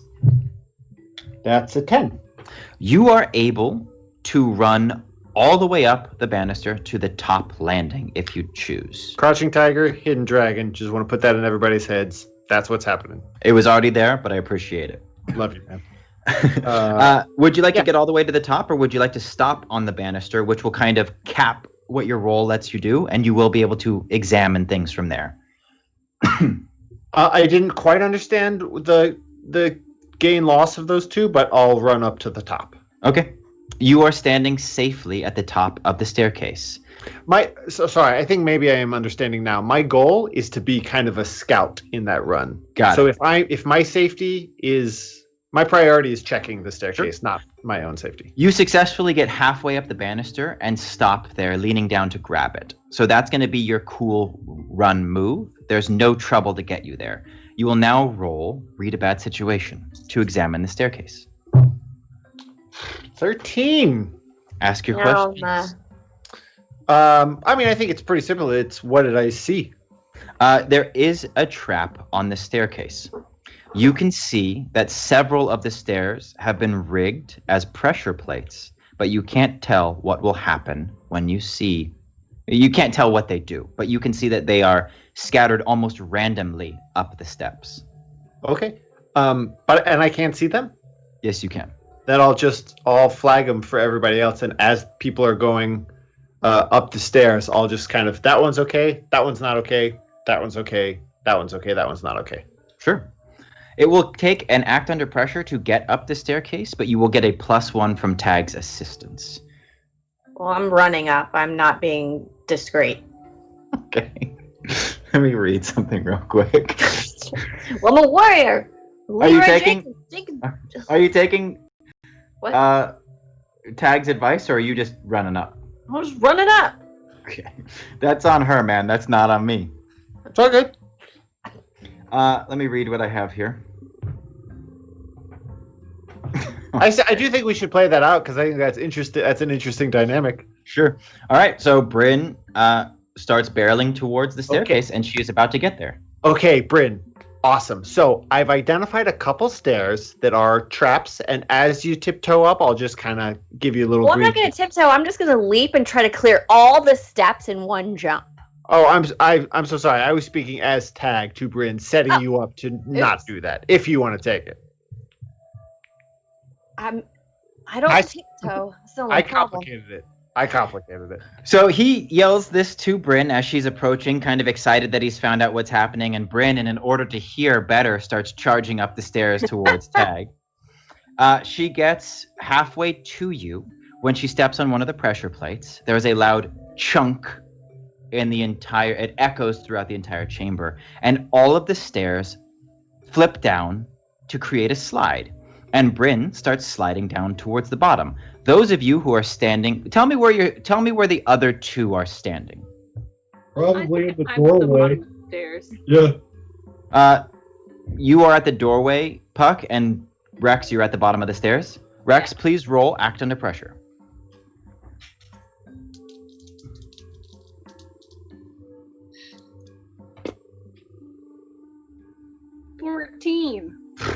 You feel the floor drop out from under you, but you leap back in the nick of time. A trap door falls to reveal a pit of brackish-looking water, about 10 feet below. You successfully avoid it. Bryn, however, is now sliding towards the pit on the slide that has been created from the stairs. Wizard, you're the only one who hasn't done anything. I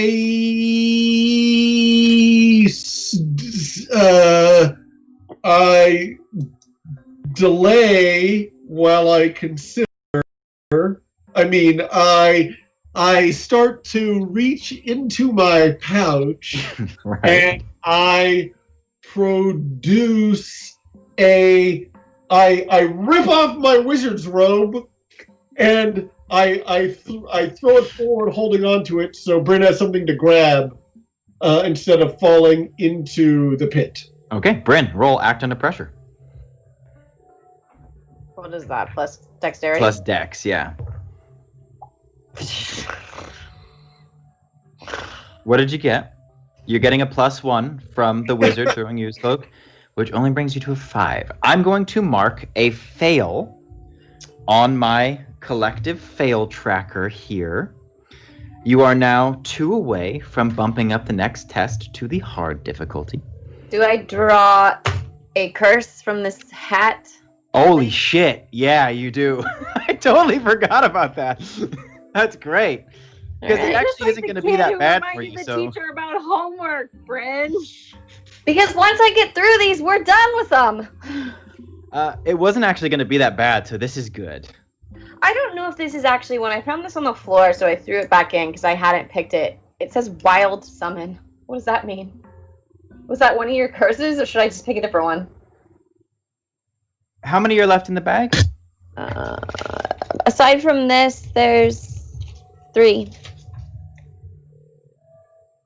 I've only used 2. A giant elder scorpion appears. Yeah. I think that's what happens. Give me just one moment to check my. I have a note here that just says Bryn death curses. Ugh. I So don't many think that curses. I remember what all of them were, but I forgot putting that one in there. That's so weird. It just says wild summon? Yeah, wild summon. Okay, so just roll what do you got? You got a scorpion, a snake, a squid. Roll a d6, please. Just 1d6. Okay.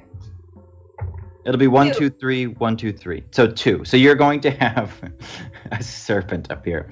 So from Bryn, as she's sliding down, she grabs the robe to save herself. And when she makes contact with the magical fabric, it explodes into fire. And you are flung backwards, Puck, as the robe unravels to create a giant flaming Sammy serpent. Its eyes are spinning kaleidoscopes of different colored energy. It is not under the influence of the malice, nor does it look like it is under the control of Bryn. You are brought again to this weird, chaotic type of magic, which you were experiencing the closer and longer you hung out with Perf. There seems to be something about people who have had certain kinds of experiences when they are in tune with magic, and something about that magic gets a little frayed. And so this is a chaotic expulsion of Bryn's magic. There is now a Sammy serpent coiled around the floor. Rex and Puck, you are down there with it. Bryn, you fall into the pit, unable to catch yourself on the edge, and splash into this brackish water.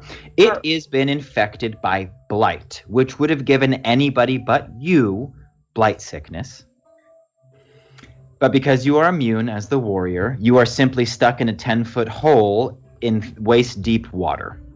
That smells disgusting, but not like junkyard water. It smells like a very organic kind of rot and stagnant, kind of like mosquito egg place. Like old kimchi.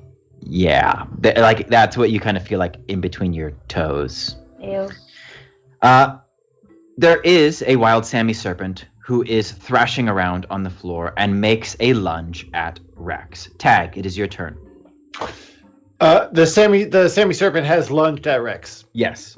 Okay, then I'm going to try to backflip off of the staircase and land right on the snake's head, driving it to the floor. Cool. Not to the pit, but the floor. Okay. That will be an act under pressure. 10. Okay. You do so. You have now stunned it, knocking it out of the air, and pinning it to the ground. You will have a turn as a party before the serpent is able to free itself from Tag's smash. You get a full round because they had a full success. Tag, you are now standing atop the serpent's head. Memories of a pantsless endeavor of a similar situation come rushing back to you. It is now Rex's turn. I think I just instinctively throw my shield at it. Okay. We talking like Captain America throw? I mean, it doesn't look that cool. I think it's more of because a giant serpent just appeared out of nowhere. Sure. But I'm definitely throwing it with the intent to cause harm. Okay. You're going to roll kick some ass. You're going to get a +1 because Tag has it pinned.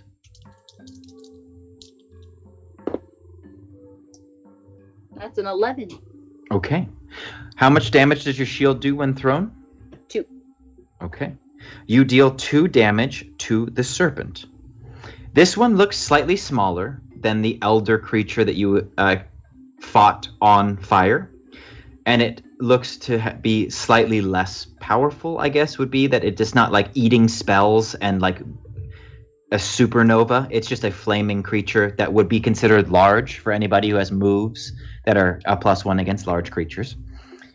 Which brings us back to Bryn. So I can't communicate with this thing here? It's... You could try. You get the feeling that this is like something It's like a I don't know what to say. It's not. You did not summon your actual summon. Some kind of like mirrored version of it just flung itself out, like a copy. You know, a Okay. copy of a copy. And it And has so- like texture and Yeah, it's a it is solid just like a monster that's fighting you. Yeah. Okay, well, since I'm rolling like shit, I think I'm gonna go Barbara Okay. and Yes. Yes. after this thing. Okay. My sword. Okay. So you're gonna have to get out of the pool first, but because you automatically get a plus to anytime you're using physicality to overcome an obstacle, and you're a beast, climbing out of this pit is not going to be a problem. You are able to get out of the pit and take an attack. Roll kick some ass. And Does she you get get +1 for the hat? yes. So Also, you gain all I can say is smash. Does this include out of character questions? yes, you are locked into Smash until you get out of Barbara mode. While in Barbara mode, you get +1 to strength, dex, damage, and armor. But you get -3 to lore and charisma. And you can only say Smash from here on out. You attack. Roll plus strength to kick some ass with a +1. An additional. Smash. You deal 2 damage? 3 damage? Smash. This is a large creature. 3, 4. Fuck. Oh. Okay. Smash. She smashes this sword down into the creature, and it nearly severs its head. Tag, you wobble while standing on top of it. It is still alive and lashes out. It is unable to attack Bryn, but it does knock Tag prone. Puck.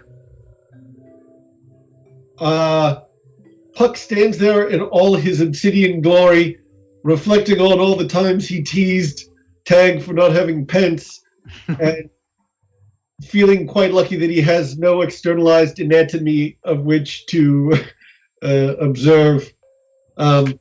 He aims his staff at the Sammy Serpent and casts Frost Blast. Roll it, baby.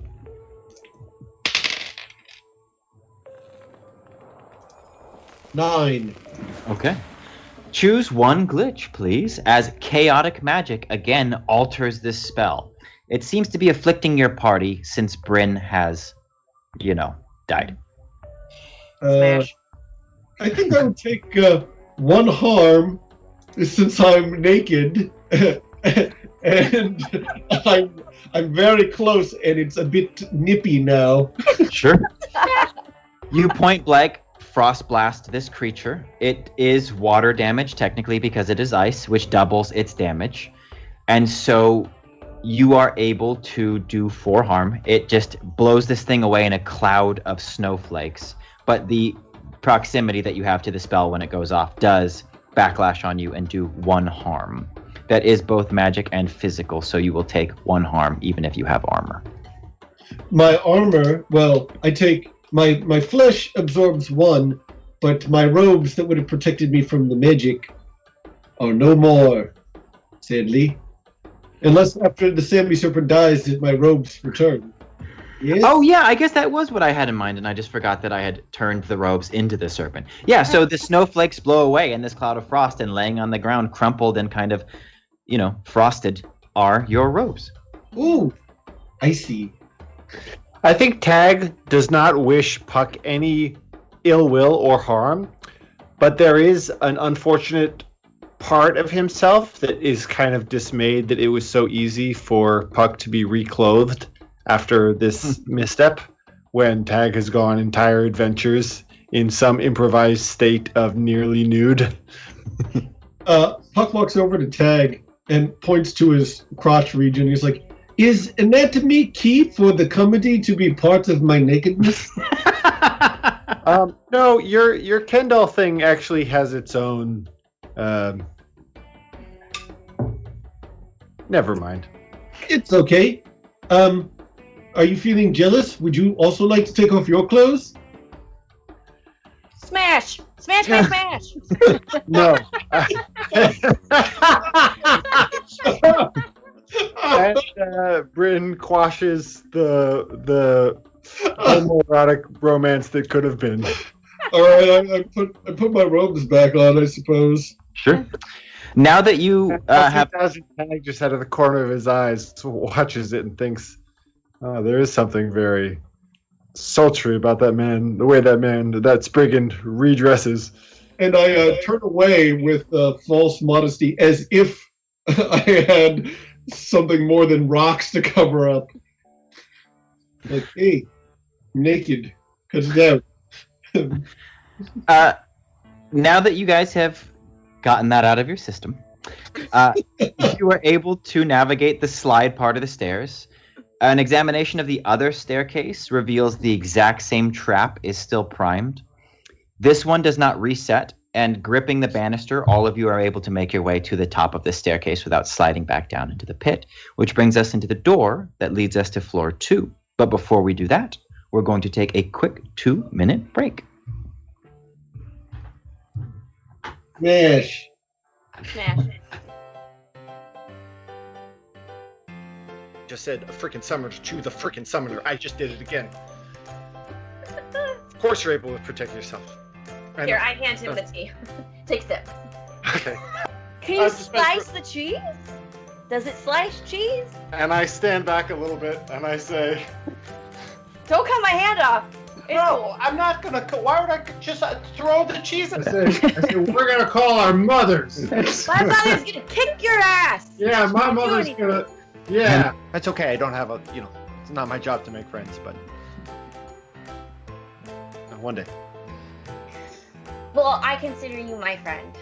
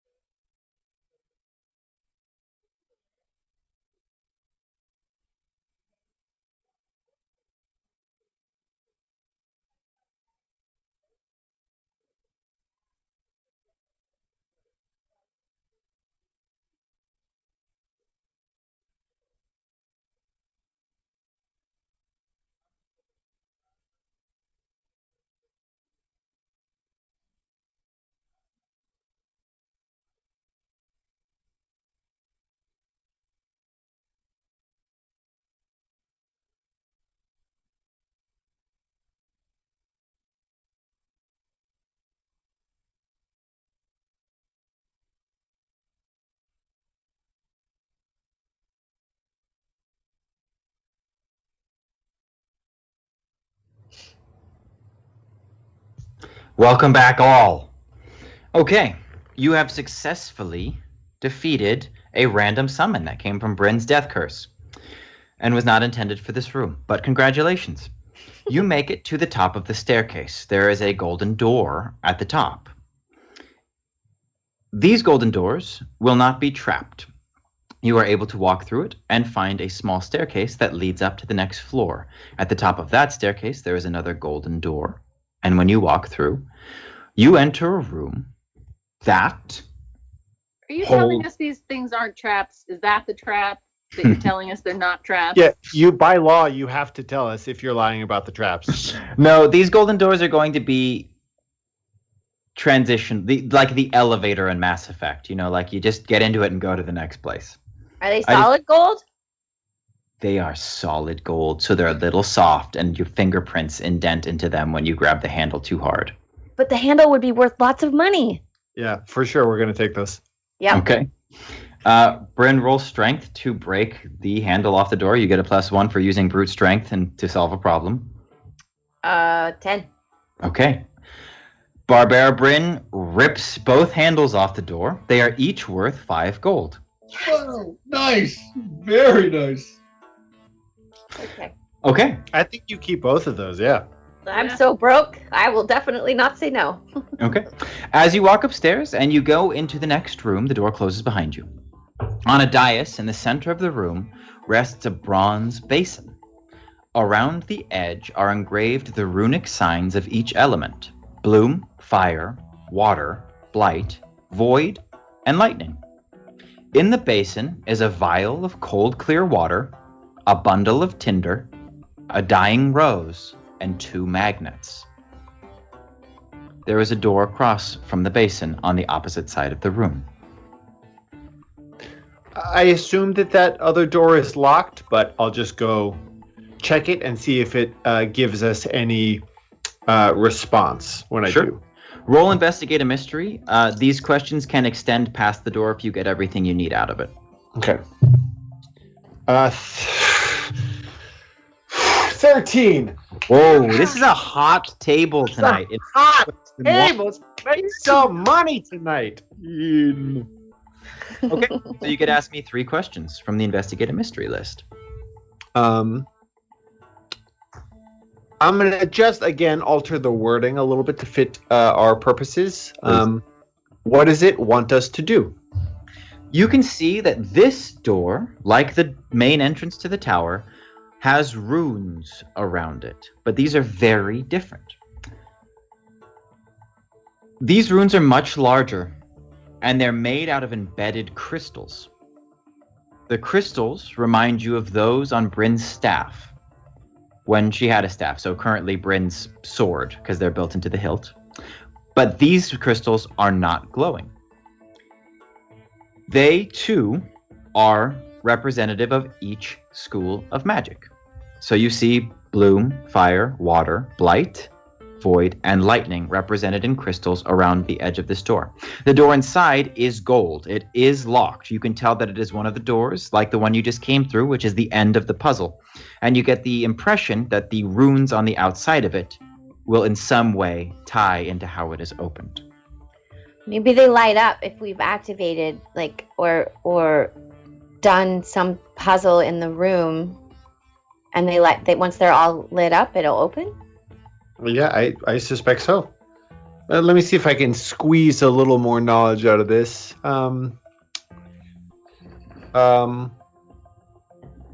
What is being concealed here? When you return to the basin, you can see that each of the runes in there, though it was difficult for you to notice at first, are also made of the same type of crystal. They're just on a much smaller scale. Well, I'll hold the question for now. Bryn, I think that's probably it. Shall we start experimenting? You said the basin? There's a basin with stuff in it? With stuff in it. Inside is a vial of cold, clear water. A bundle of kindling. I think I called it something different first. I'm just clarifying. I said tinder, but Called it kindling. Tinder. Yeah. So swipe right on this bundle. That's where my head went, so it did not register that it was wood at all. A bundle of kindling, a Eh. diamond Ugh. rose, and 2 magnets. Okay, so we got fewer items than elements. Let me use my last question. My view on this thing is just try some stuff, but I'm going to ask, can it hurt us, just in case there is some danger in experimentation? Sure. There does not appear to be a trap connected to what is happening here. The door will not open until the puzzle is done, but it is not trapped. I will give you that for free. You roll bad enough on certain kinds of shit, bad stuff will happen, but that is not built into this puzzle. That is just going to be if Bryn rolls a fail and has to pull a death curse, or if your wizard fires off a spell incorrectly. But no, these are not trapped.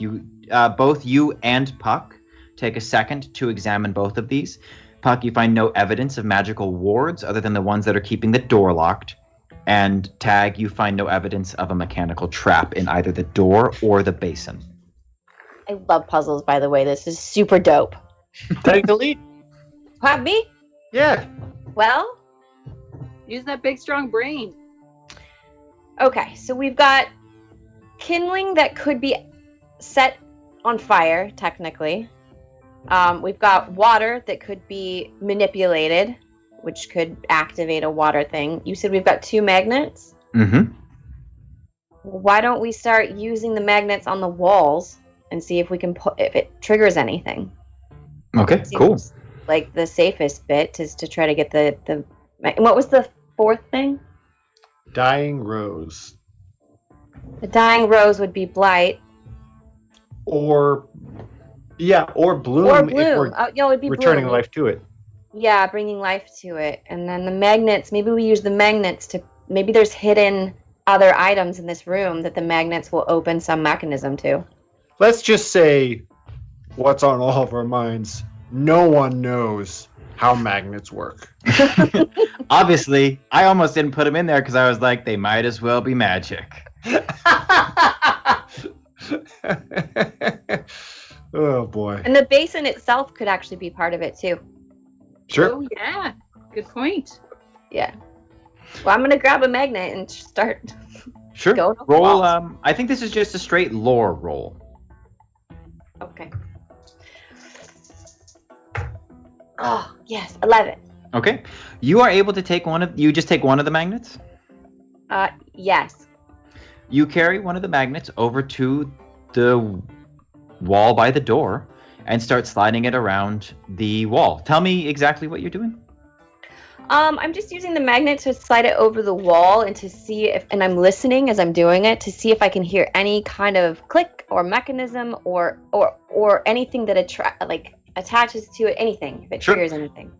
With the roll that you got, you are able to slide it over the wall until you do hear a faint click and feel the magnet anchor itself to one of the bricks. Closer examination reveals that the brick is in fact metal, and when you try to pull the magnet away, there is a small pole, a thin pole, that is made out of metal that slides out about shoulder height next to the door on the right side. Guys! That's that big brain. Yes, Sprint Smash! Okay, it's a metal pole. Yeah, and it's about a foot away from the rune on the side that says lightning. And Yeah. I would think that had something to do with lightning. Rex, Puck, I don't want you to blow some big spells here. Do you have cantrips? Could you kind of conjure a little spark of any kind? I do not Okay. think that I do. Okay. Yeah, I turned that werewolf into ashes. I don't think I should use magic at the moment. That'd be a bad idea. Well, I mean, all right. Why don't you take the other magnet and see if you can find something with it? Tag. Thank you. I'm staring at you, and then I realize you can't tell who I'm looking at. I was like, it feels like she's looking at me, but maybe that's just my narcissism talking. Yeah, I'll do the same. Sure. You are able to. Can magnets work? Can magnets do? It seems like a lightning rod that we've conjured. Yep. Yeah. Using spotting kind of what Bryn just did, you go to the opposite side of the door and you find a corresponding rod that is about equal distant from the door and about shoulder height, and you are able to extract it from the wall using the magnet. When it slides through, you do see that there is a charge pulsed into the bottom of this, and you step away, and a strand of electricity erupts out of the top of one of these rods and connects to the other and crackles there in front of you. It is blocking the door, but it is a constant stream of lightning. And those of you standing next to the basin see the lightning rune activate. And those of you looking at the door see the lightning rune activate, and it glows an electric blue. And you hear from behind the door what sounds to your roguishly tuned ears one tumbler of a lock click. We're on the right track. Bryn, I love it. What's next? The tinder? Kindling. What? Yeah. Whoa, same thing. Yep. We said, yeah, okay. Yeah. Yeah, fist bump. Oh, sorry. I didn't take off my brass knuckles. Hold on. Tag takes his mangled fingers, pulls out his two claw-toothed daggers, and kind of tries to flint them together by the kindling. Sure. Where do you want to light this fire? Oh. What's the floor? The floor stone. The floor is stone. The only other things of note in this room, which is otherwise empty, is the basin and the door, which is currently kind of blocked by a constant lightning bolt. Is the basin removable? It is. It is sitting on top of like a half column. I called it a dais, which was a bit generous, but it's just like a pedestal in the center of the room that the basin is sitting on top of. My gut would have been do it in the basin, certainly clearing out the other stuff first so I'm not setting everything on fire. I would have thought to do it in the basin until Bryn discovered those lightning rods coming out of the door. And then suddenly I think, it seems like people are a lot smarter than me. I was just going to like make a element salad, just a bunch of, ambrosia all mixed in together. So the lightning is interesting because it seems to currently be effectively keeping you away from the door. Just so there's no miscommunication in this invisible room that we're all standing in, you do not get the impression that you've done something out of sequence. True. But it does seem as though the lightning is kind of blocking the door for all intents and purposes. Yeah, we can adjust that maybe later. Let's try to figure out how these other elements work, and then we can make decisions on order. Yeah, so maybe where do you there's want to like light the a fire? bit of a rock, paper, scissors amongst the elements.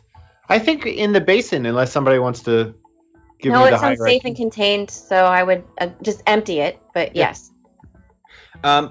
You are able to. It will not actually require a roll. If Bryn uses one of the charges from her supplies, you can use flint and stone to start a fire with the kindling in the basin. The claw-toothed daggers will not do it? Not without flint, no. Okay. Yes, I bought a supplies. You can use I mean, you could try, but that will require a roll, I guess is what I mean. That will require a roll. Similar to magnets, definitely don't know what is chemically unique about flint. It just creates a spark when you hit it with metal in a way that metal doesn't create a spark when you hit it with other metal for the most part. What about that? Here's the deal. Bryn is so, forgive me, broke AF.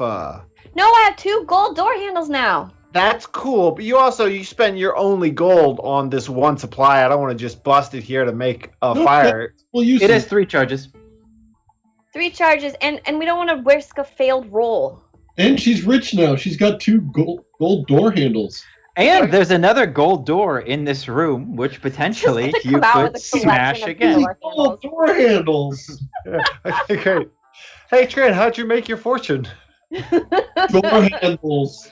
Door handles. Yeah, I hear that was a big racket back in the day. Okay, yeah, we'll use the flint to, Okay, cool. to make a little spare. The Burn next one of the is charges from your supplies. found in her grave, just like my door handles. They sieged my door handles. You are. I can't just hold the stick in the electric bolt between the lightning bolt? You might electrocute yourself. And it's not because that wouldn't work. It just seems like when you go over there to stick this twig in there to start a fire, the twig just starts to disintegrate. Like the lightning. I'm clearly being a resource hoarder here, and everyone, including Brain, is like, please use the flint. Yeah, so you put it in there. You use one of your daggers to strike the flint, and you catch this kindling on fire. When you were poking it into the electricity, it was disintegrating and disappearing. Now that it is on fire, other than being on fire, the fuel of the kindling does not seem to be depleting. And you have a small fire in the basin, and you see the fire rune in the basin and the corresponding rune next to the door glow a fiery red. I could roast And some you meat hear if anyone's another hungry. click. The missing glyphs are bloom, blight, and void, and water. Well, we have the water vial. That seems the most direct right now. Could And we if- put the flour in it? Yeah, I think it's great. Yeah.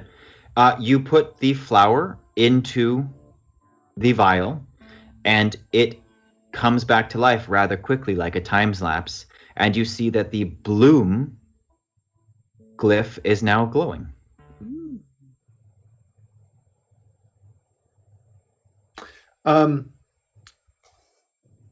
Okay. Void, blight, water. Puck, you know about void. I don't know how that magic works.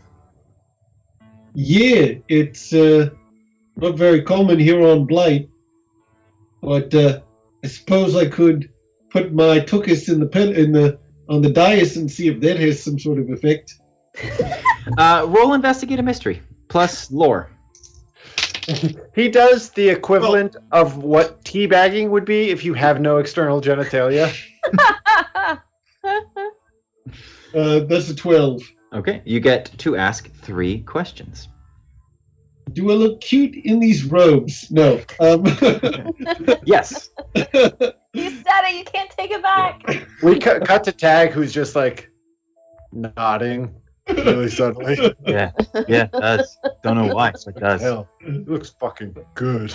I think it's the my new physique. Not everybody's into the beefcake. Some people like more of the tall, dark, and slender. So it worked out for all sorts.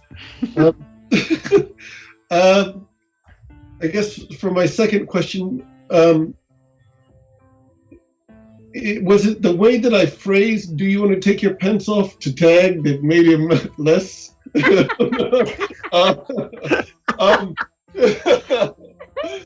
Okay, all jokes on pause, but some jokes on pause. What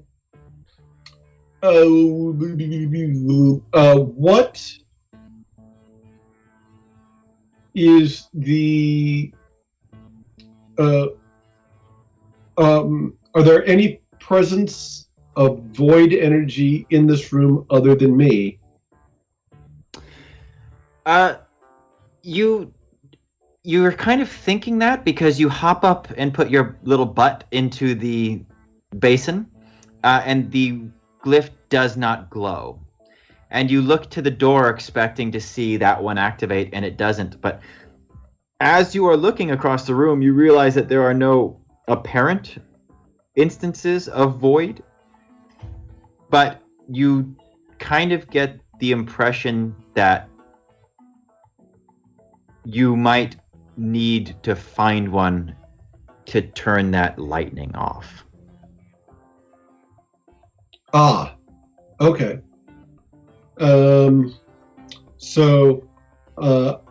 Hey guys, I'm gonna shut off the lightning for a second to investigate something. Okay. I tried to use the magnet to retract one of the rods. When you get over there, you can't get so the magnets were still stuck to the metal pipes. You can't even get to the magnets. That's why you're starting to get this impression that if Void's going to do anything for you, it's going to open this doorway back up. Ah. The lightning is effectively Okay. blocking your exit. Okay. Then I'm gonna hold my other question for now. Okay. So you've got a fire burning in the basin and a rose that's come back to life in the water. The glyphs that are still missing are blight and water and void. I'm gonna just pop out of the room real quick, do a very dope slide down the empty staircase, or the staircase slide, grab a little bit of that. Ooh, how am I gonna do that? I've got I've got thieves' tools. So I'm gonna just fashion a little kind of a sling or cup, just take a little scoop of that brackish blight water and bring it back up. I'm sure a ladle is part of your thieves' tool kit. You know, like lock picks, knives, caltrops, ladle. You know, it's Thank all. you so much, Casey. I totally also think that a ladle is part of my thieves' tools. I'm glad that we're agreed on that. Yeah. I know that I had selected a move for you. No, I think that it's fine. You are going to have to roll act under pressure because you are suspending yourself over a trap in order to get this water. Okay. But you're going to roll that with plus dex. The saga continues of the hot rolls tonight. That's an 11. You are able to collect enough water in whatever little ladle you just pulled out of your thieves' tools. A classic thieves' tool ladle comes in the top. Look, you deal in poison. Sometimes you have to, use you don't want to poison the stew directly. You poison the ladle that you give to the chef that's making it. Also, you never know when you're going to be sneaking through a kitchen and there's like a meaty stew boiling on the stove and you just want to sneak a little ladle out of it and then they don't notice that there's a ladle missing. Yeah. You brought your own. Or you need to bang a ladle against the shield to make noise to scare away will-o'-the-wisps. Sounds like everyone agrees with me, Jesse. You're the only holdout about this ladle. I didn't say shit about the ladle. I just didn't know what it looked like. Okay? I figured that it had like a fur handle piece that made it delicate on your fingers, and that it also probably had some like branding on it. It said like Givenchy Kitchen 2070 or whatever. Yes. It is a furry ladle that says Givenchy Kitchen 2070, which is, apart from the company, the other big corporate interest on the planet is Givenchy 2070. So These are some stellar merchandise opportunities. cement that in the lore right now.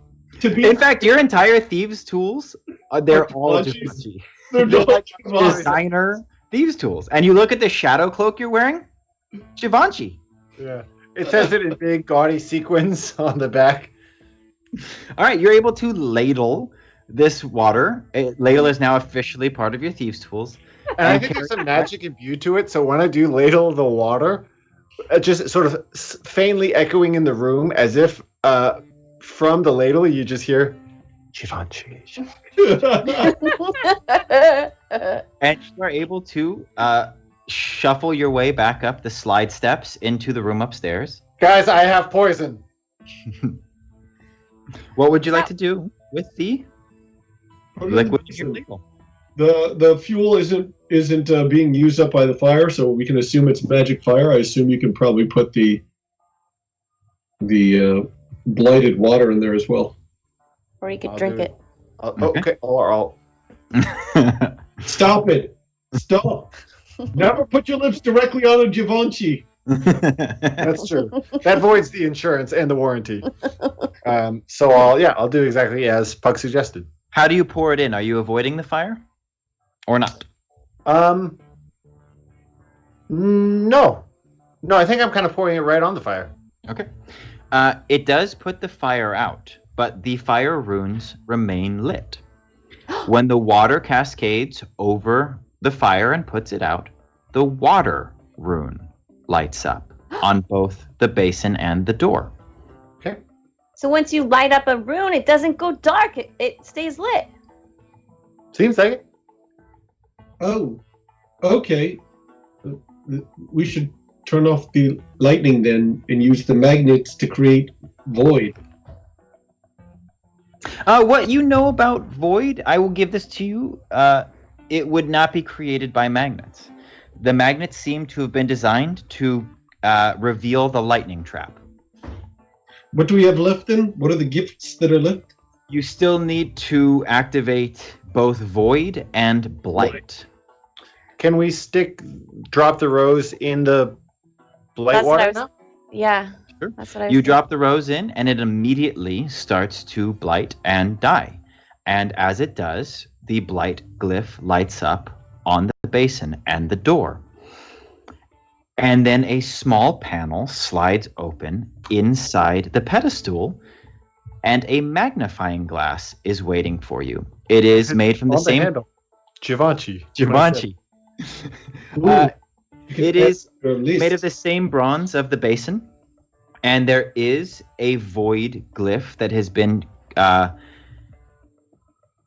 what's the word I'm thinking of? This isn't carved. It's like etched, when you put a cool word inside a pocket watch or something, like engraved. Engraved? time. Yeah, engraved. Wait, that's the word is time? yeah, it's like got two exclamation Asshole marks. would engrave time on the back of a fucking pocket watch. So I can kick his ass. Givenchy. Givenchy. You pull out this Givenchy magnifying glass, and engraved into the top is a void glyph, and the lens seems to be enchanted with void energy. Aim the magnifying glass at the void room. How are you doing it? Is there any sort of like divots or anything in the basin? No. Is it perhaps meant to refract the lightning? Refract, obviously being used unscientifically, because I know that word actually does mean something.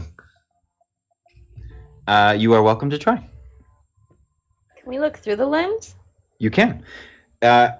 When you look through it, you see the world in a purple tint that looks like the light that emanates from deep inside the crystals of Puck's body. The lightning is missing. All of the glow from the glyphs are missing. And everything in the basin seems to have been robbed of any magical properties it had before. This is just an illusion you were able to achieve by looking through the magnifying glass. When you remove it, everything is back to normal. Ooh, it's a lens of true seeing. That's valuable. Hey, Teg. That's a fine Givenchy. What would you like to do? Yeah. I'd like to fashion it as a monocle. All right. But before that, I suppose we should try to figure out this last rune. Would you like to try to unscientifically used, of course, refract the lightning with the magnifying glass? Yes. Okay. How do you go about doing so? Puck lifts the magnifying glass into the lightning stream. Sure. Both sides hit the lens at the exact same moment, and you see from the rods the lightning peel away and absorb into the magnifying glass, and disperse. The magnets fall to the ground, and the rods return to the wall, and you hear the final tumbler click, unlocking the door.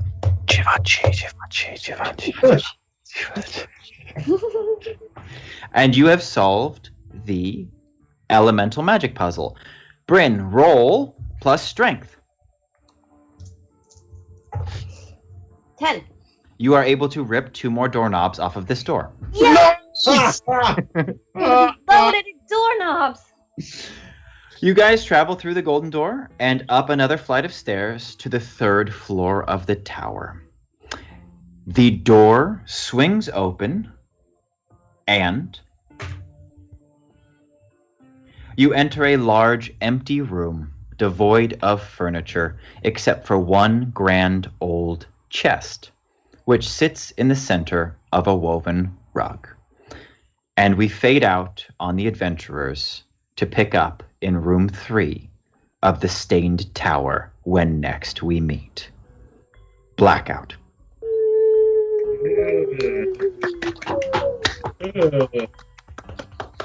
Well, I didn't expect it, but my favorite piece of this deep, lore-filled fictional universe is now this second company. Oh my gosh. It's so good. It's so choice. You know they outfit the company probably, like the up and ups. Oh yeah. I also got to give full props to Rex's cannonball approach to this tower was just stupendous. That was dope. Never would have expected you guys to try that. But as soon as you did, I was like, okay, don't make it seem like it's fucking crazy. I made the guy tell you that because I knew if I did it in a Scottish accent, you wouldn't. But I was like, as Jesse, don't make it seem like it's fucking crazy because it'll scare him off. Let's just do the catapult thing because that sounds funny.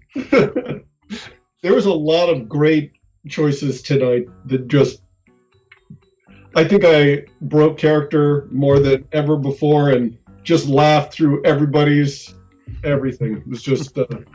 No, I was definitely expecting to bounce off of that wall Looney Tunes style and just be broken from limb to limb, but it seems kind of worth it just for the idea of sailing through the air hiding behind my shield. Sure. And then again, in those moments, I'm so excited that you guys want to use the catapults to launch the cleric through the side of the wall that even if you rolled a fail, I'm banking one towards making the next mission harder, but it's not going to kill you. There was a moat below with creatures in it. You probably would have fallen and had to fight some creatures otherwise, but I'm not going to kill you because it's too cool of a choice. So even a fail's not going to ultimately punish you. Yeah, I was very excited. I hadn't expected that. Trin gave us the really beautiful visual image previously of her hiding behind something in that room, which my brain repurposed to her behind the shield, just with bigger eyes. As she flies towards the castle. What a romp! This was really nice for my own mental health today, everybody. Thanks for jumping in. This was a curative couple hours. Yeah. Thanks, everybody. I was still anxiously refreshing to see if there had been any new... Tomorrow. You'll find out tomorrow. Yeah, that's my report, is go to bed. There will not be any new results until very late tonight, so you might as well get some sleep. Yeah, Nevada's we'll do it tomorrow. Gonna hit the casino. Very funny on Twitter, which is Nevada is famous for counting things and staying up all night. What the fuck? Well, expecting the odds. There's actually quite a big betting pool on the election. And think of that. It's you can already bet on the 2024 election. So there's real odds, and I actually know people in real life who have put money on it. So I wouldn't be surprised if there's some amount of actual Vegas, math going on in terms of them being books are still open. Let's not, let's not rush it. We got to give people time to get all their bets in. Yeah, exactly. Because there's going to be plenty of money to be made. So yeah, no incentive. That's insane. Have an autocrat trying desperately to undermine that at every passing minute. Is that what an autocrat is? It was the word I wanted to use, but I don't actually know what that means. I believe autocracy and dictatorship and totalitarianism are all kind of part of the same spider's web of choices, interesting governmental choices when deciding how to structure a very suppressed and persecuted and unhappy people. Okay. I mean, he's not. He wants to be an autocrat, but he's not an autocrat. You have to be Here's either the test. I born guess we'll see. into a lifelong regime or incredibly smart. And so, roll the dice on that. And that was All right. intended to be an insult. Just so everybody knows. Okay. We have a question from chat, or from Twitter, or from something like that. Sure. Do pineapples belong on pizza? Let me go first, Oh. please. Pepperoni and pineapple till I fucking die. Yep. Okay, hear me out. If you just put pineapple on a pizza, you lose balance in the pizza, especially if pineapple is too wet. But if you combine pineapple with a savory, like a nice savory, I know not everyone here eats meat, but and then you flip on the backside a spice, so like a bacon, pineapple, jalapeno pizza. Oh, yeah. It's just like, it comes out swinging like it slips in there and it's like crunchy, and it slips in there, it's like cheesy, and then it brings over and aftertaste, flavor, enjoyment, citrus, and you're just like, ah! I'd love to see Catesy sportscast people eating food. I feel like that's something that could be on Complete Nonsense. Like that seems like a bit that young Andy would do. Yeah. So that's a yes for me on pineapple for pizza.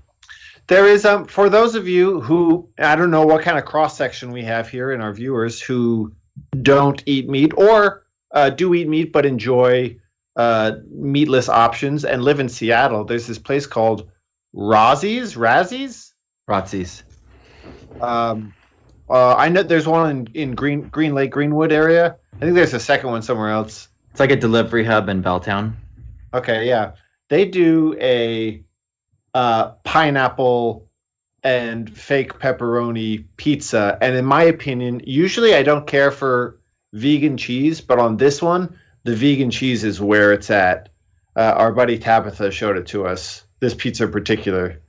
Yeah, fake pepperoni, vegan cheese, pineapple. It's a fucking good pizza. That's Oh my awesome. God, that's 3 yeses, Trin. I mean, I've enjoyed apples on pizza, peaches on pizza. I've even had grapes on pizza. That was surprisingly delicious. So I'm gonna say I agree. You can't just have pineapple by itself, but if you balance it out right, it's delicious. Delish. And that's a big fat yes for me. I mean, like Pegasus, I used to get shredded pepperoni, pineapple, sesame seeds, and it was so bomb. Yes. So yes. So I don't know what chat's saying, but if you're saying it doesn't belong, you're wrong. All right, thank you guys so much for hanging out. Big thank yous to Mark Thomason for running our tech, hanging out with us before, getting everything set up. He's amazing. Not having to do robo voice today. It was working, which is awesome, but we did miss hearing you. Thank you to Aaron Buman for our amazing intro and our music that plays in the background, all our ambient music. He also supplied the music for the recap. It was the tavern music from last week that I listened to now just because I like to listen to it. It's so good. I think he put together a Spotify playlist, by the way. If you guys want to listen to the Void Jumper soundtrack. Yep. Yeah, it's on. We shared it recently on Twitter, Oh, it's on Twitter. Great. and I believe he dropped it into Discord as well. Yes, it's so good. If you want to check it out, his work's incredible. Thank you to our fantastic mod, Merc Worky, who's also dropped some new... I just heard my voice. I don't like that. Who dropped some new fan art, some stories about Tag, and I think one about the professor. This is fantastic. Those are also in the Discord, so thank you, Merc, for hanging out with us and supplying all the art and all of the background to our world that keeps blowing our minds every week. Thank you to Zombie Orpheus for hosting us. As always, thank you. And to our donators today, people that threw a little money to help us out, thank you so much. We've got, is game night going on Thursday? I didn't check. Yes, so game night tomorrow night at 6 p.m. Pacific Standard Time, and then Masters of the Metaverse on Monday at 6 p.m. Pacific Standard Time, and then we'll be back next Wednesday for more of this amazing tower puzzle-solving goodness that's got my geek heart really happy right now. The Stinky Tower, Part 2. Thank you, guys. Thanks, everybody.